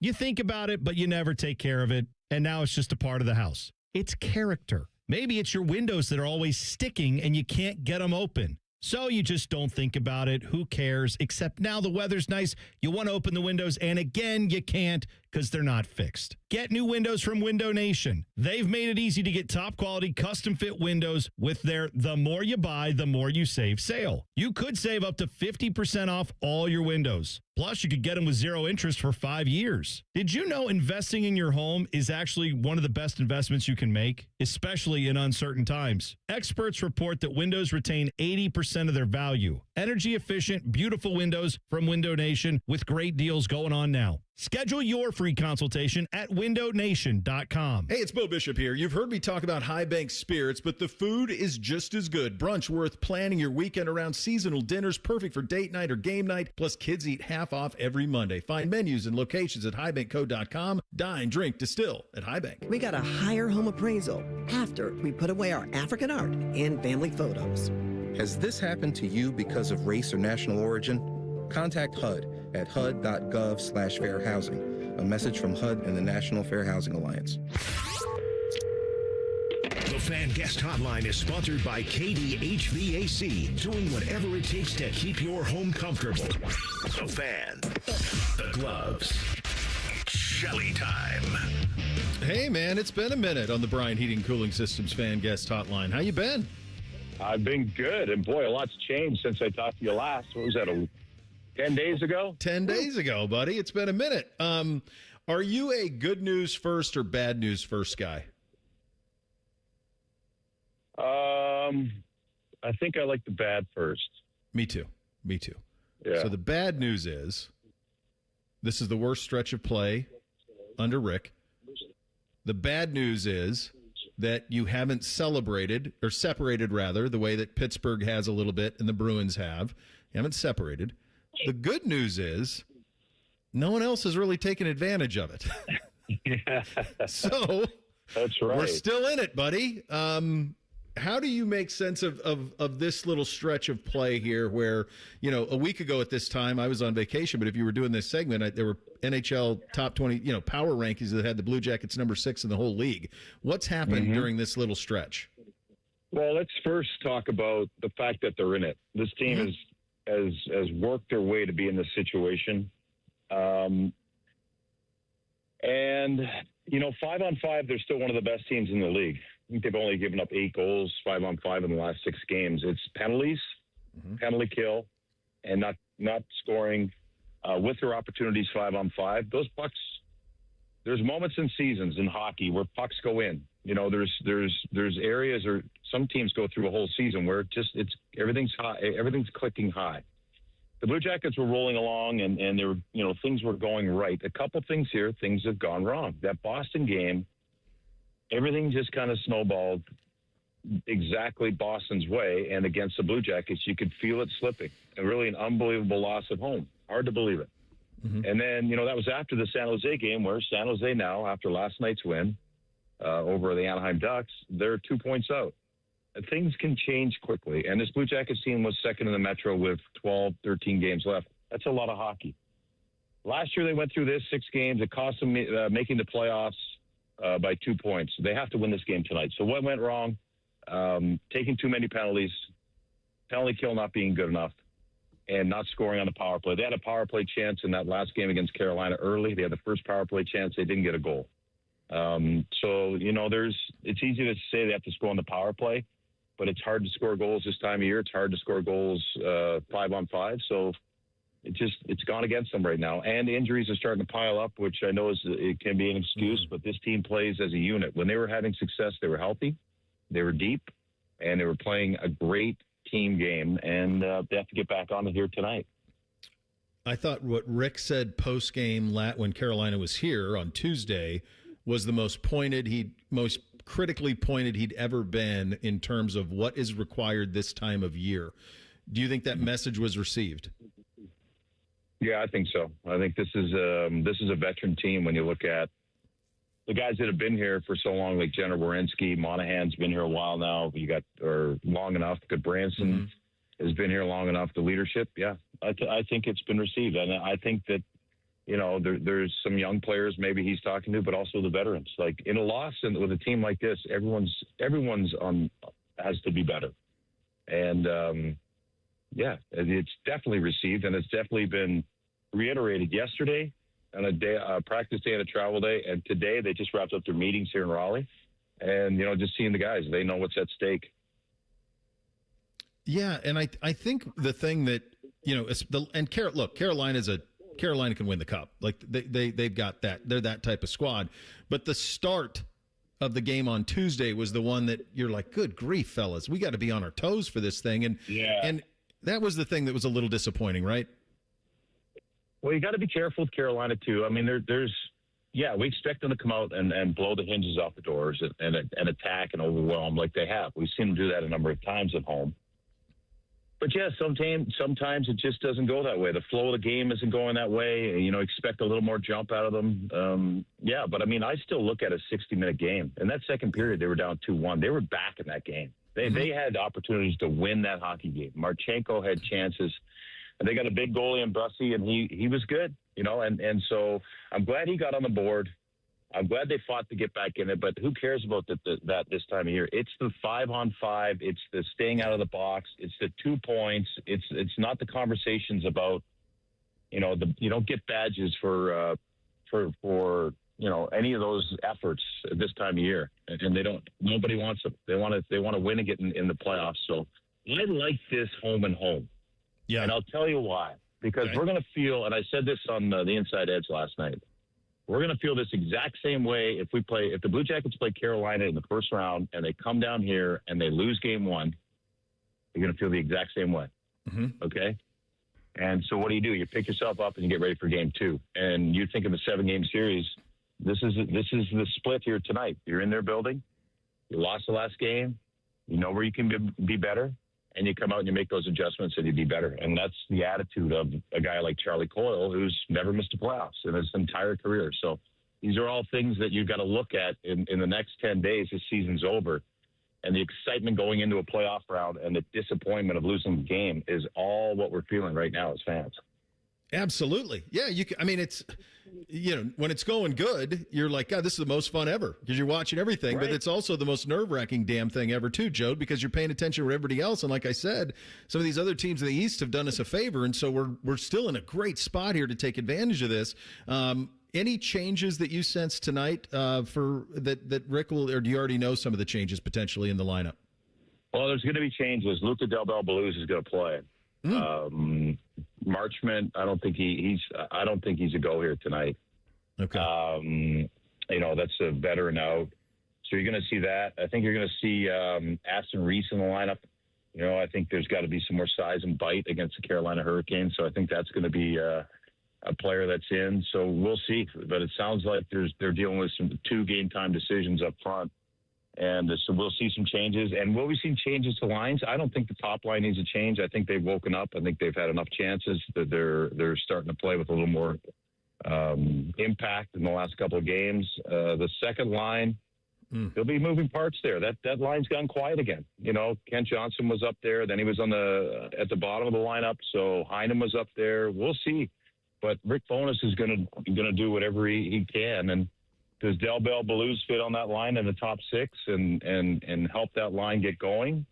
It's an imperative piece here, especially on the road, because they'll have the matchup game here tonight. So, that Stahl and Aho, those 2 great centermen. I think Aho went 13 for 16 on faceoffs the other night. He's a guy that's in their kitchen. So, that's going to be their matchup on the top line of the Blue Jackets, and everyone else around them has got to step up.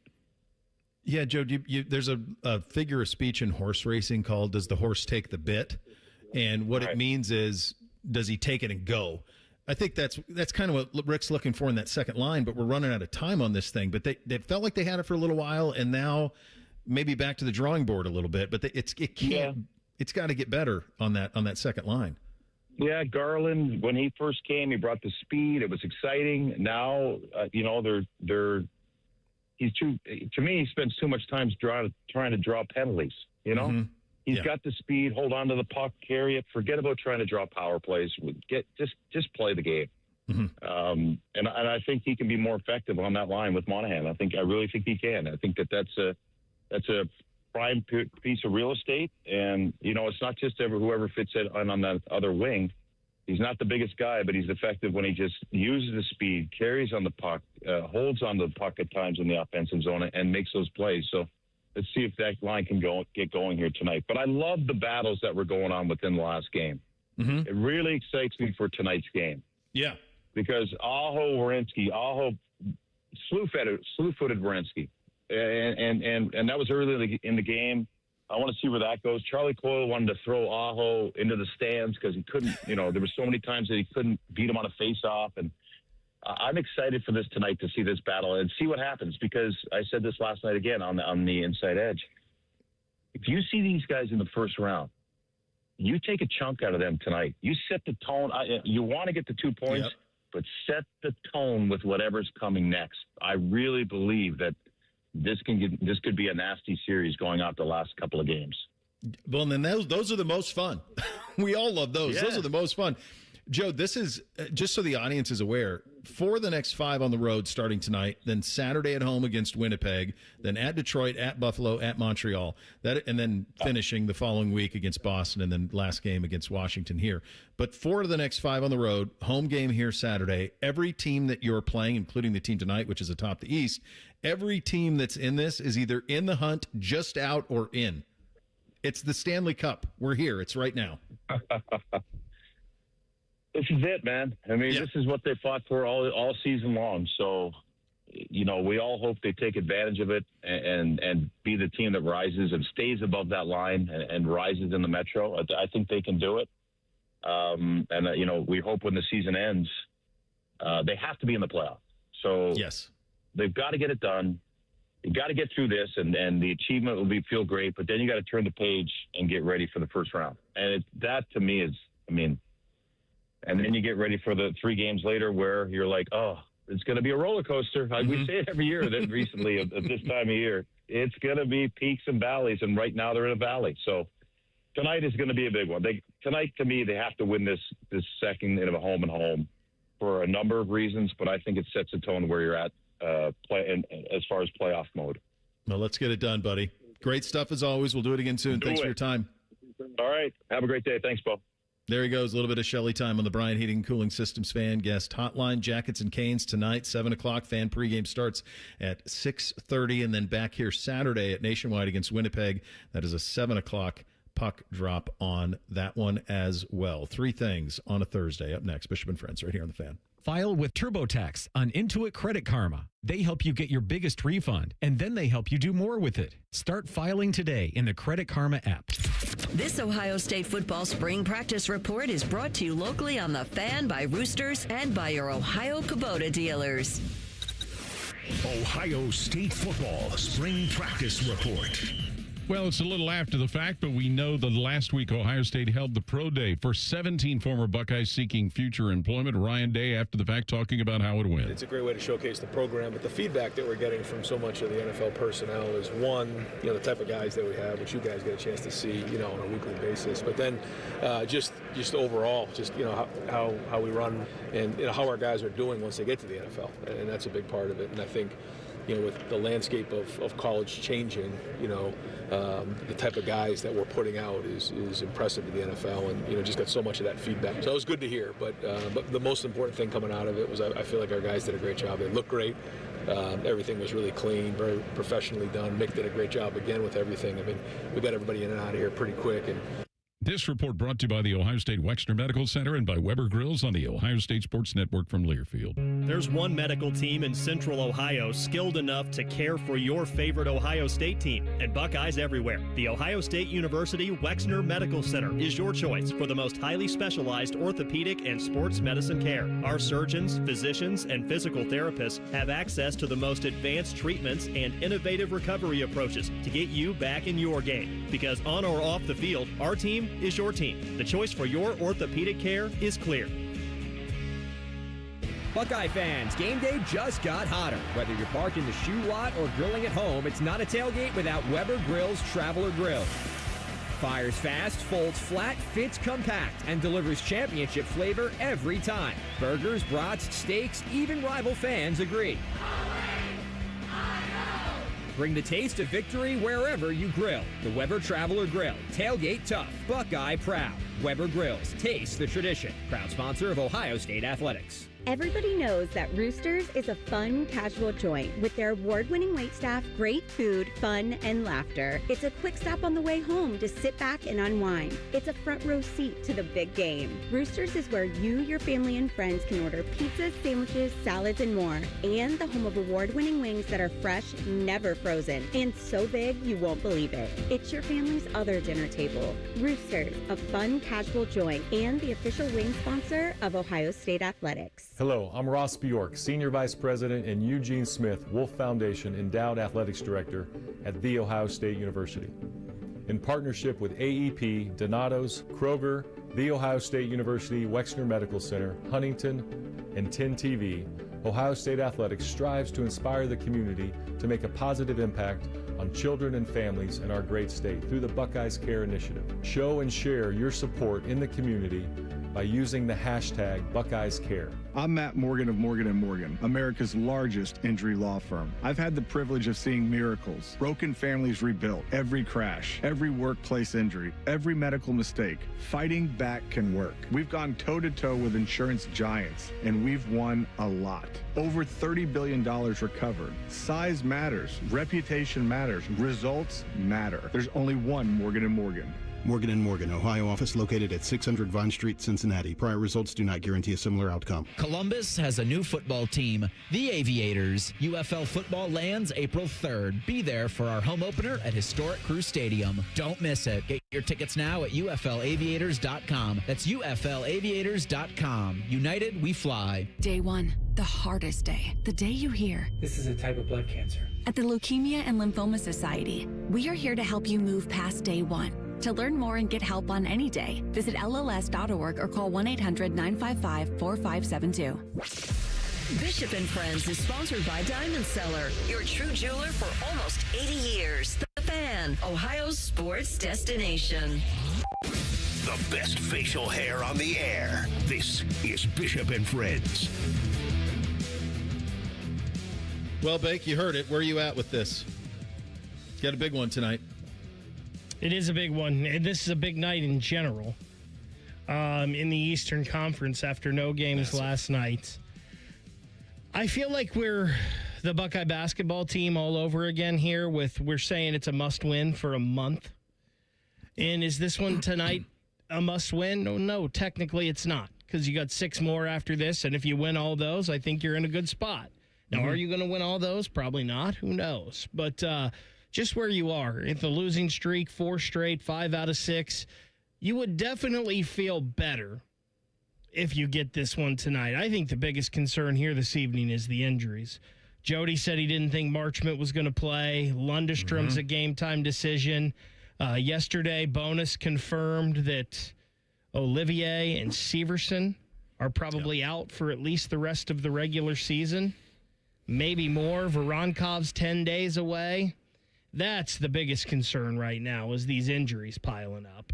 Yeah, and Reese, to Bake's point, in terms of games tonight, the Wings play the Flyers tonight.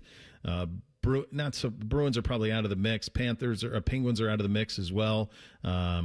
So there's one there that affects you. Someone's getting points. Somebody's getting points. You have to win tonight.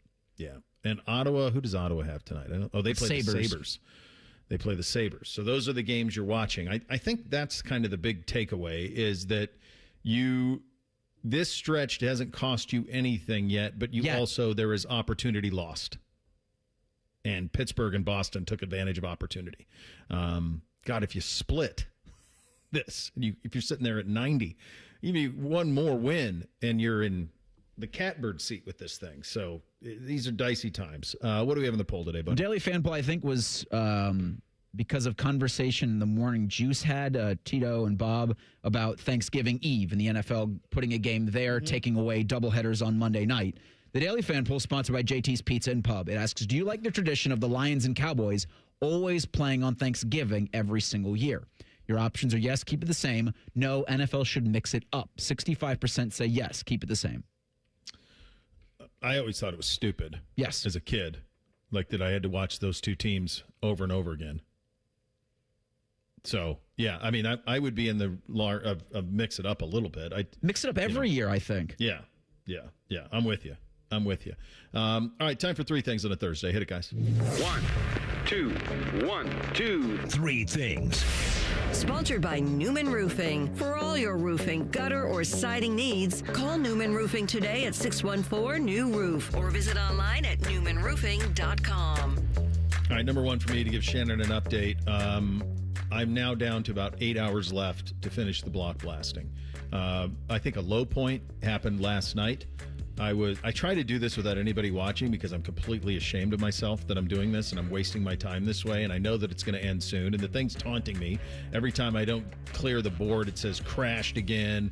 Oh, and then I pass one. It's like, oh, you're 95%. What a percentile. Great. And then I know that, and it's Van Gogh. I can see it. I got like 3 spots left on his head. Like, let's go lock it up.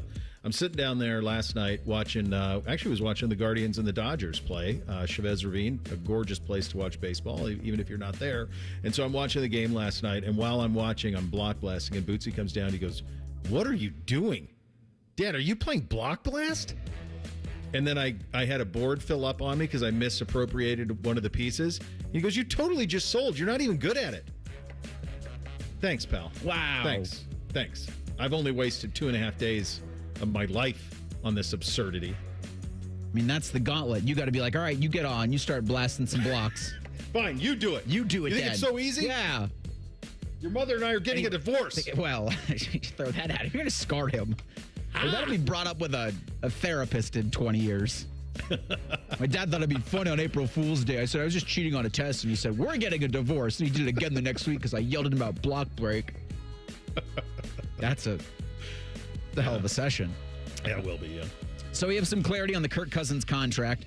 This from Adam Schefter. Cousins will sign a 5-year, $172 million deal with the Raiders that in reality is a 1-year, fully guaranteed $20 million deal that also contains a club option for 2 years at $80 million. Falcons are going to pay Cousins $8.7 million this season. The Raiders are at another $1.3 million. Las Vegas is also guaranteed to pay its quarterback a fully guaranteed $10 million roster bonus on the 3rd day of the 2027 new league year. Because I think what a lot of people were wondering was they just agreed to $280 million in new spending.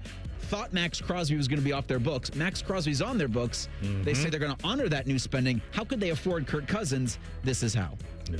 By the way, the file tally on the Falcons Cousins business arrangement, $98.7 million for 22 starts.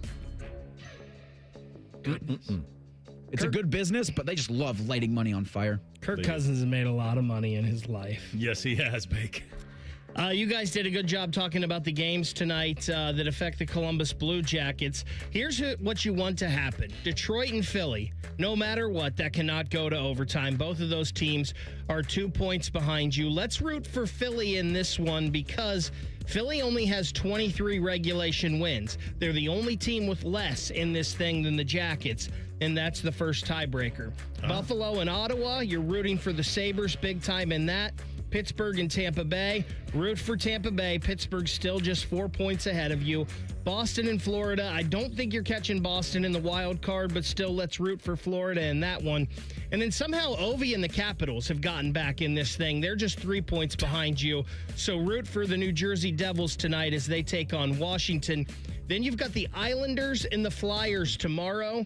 I hate giving Philly 4 points in 2 days. But still, that regulation win tiebreaker is huge. Root for Philly tomorrow night as well. Alex Ovechkin has 31 goals. It's crazy. Stop it. He's going to be like Yager. He's going to play till he's 50 and bang 30 Probably. goals every. It's just ridiculous. Number 2 for me, NBC had the audacity to ask for a sleepover tonight because he has Good Friday off, something I didn't even know that. Why? We go to public school. Why does he have Good Friday off? He's got Good Friday off. We just got back from spring break. They ease in with a 4-day work week, and now he's asking for sleepovers? No. Go straight to hell. I mean, it's a good Friday for most of us, but a great Friday if you don't have to go to work. I guess. Must-win tonight for the Blue Jackets. Also a must-win for the Cleveland Cavaliers. You're playing in Golden State. Steph Curry's not going to play. A win gets you a clinched playoff spot. What the Cavs kind of need to do, though, is to stay right where they are at the 4 so they avoid the Boston Celtics. That's all I think the Cavs need to do if they want to make an appearance in the Eastern Conference Finals. Just avoid the Boston Celtics. Second thing for me, one of the April Fool's things I thought I was getting got on, I actually was not. It was real. Did you guys know that the Indoor Football League was still a thing? No. I thought it went away when the COVID season happened, but no. They started their season March 14th. There's 14 teams in the league. Mark May is part of the broadcast crew now. Oh, my God. For the Indoor Football League. Their games are being shown on the Yahoo Sports Network, so it's all streaming only, but I had no clue. Their championship game is going to be August 16th this year. I literally thought when COVID happened, the Indoor Football League went away. That was it. Number 3 quickly for me, Kirk Cousins with one tweet, the autumn wind. That's understanding the assignment. Good job out of him. The autumn wind is a Raider. Yeah, I'll just for my final thing, echo the you like that black and gold or silver and black. Like that merch wins. Yep. Final thing for me, don't go anywhere. Rothman and Ice, they have got you covered on your Thursday afternoon. Adam Schefter, a little football. We'll probably talk about the Kirk Cousins deal. And then Dan Dockich on the Final Four. There you go. You have that to look forward to, which is nice. We're back tomorrow. Bishop and Friends, right here on The Fan. Bobby Carpenter demands that you watch Morning Juice on YouTube. If you don't, Tito will move into your house. Live at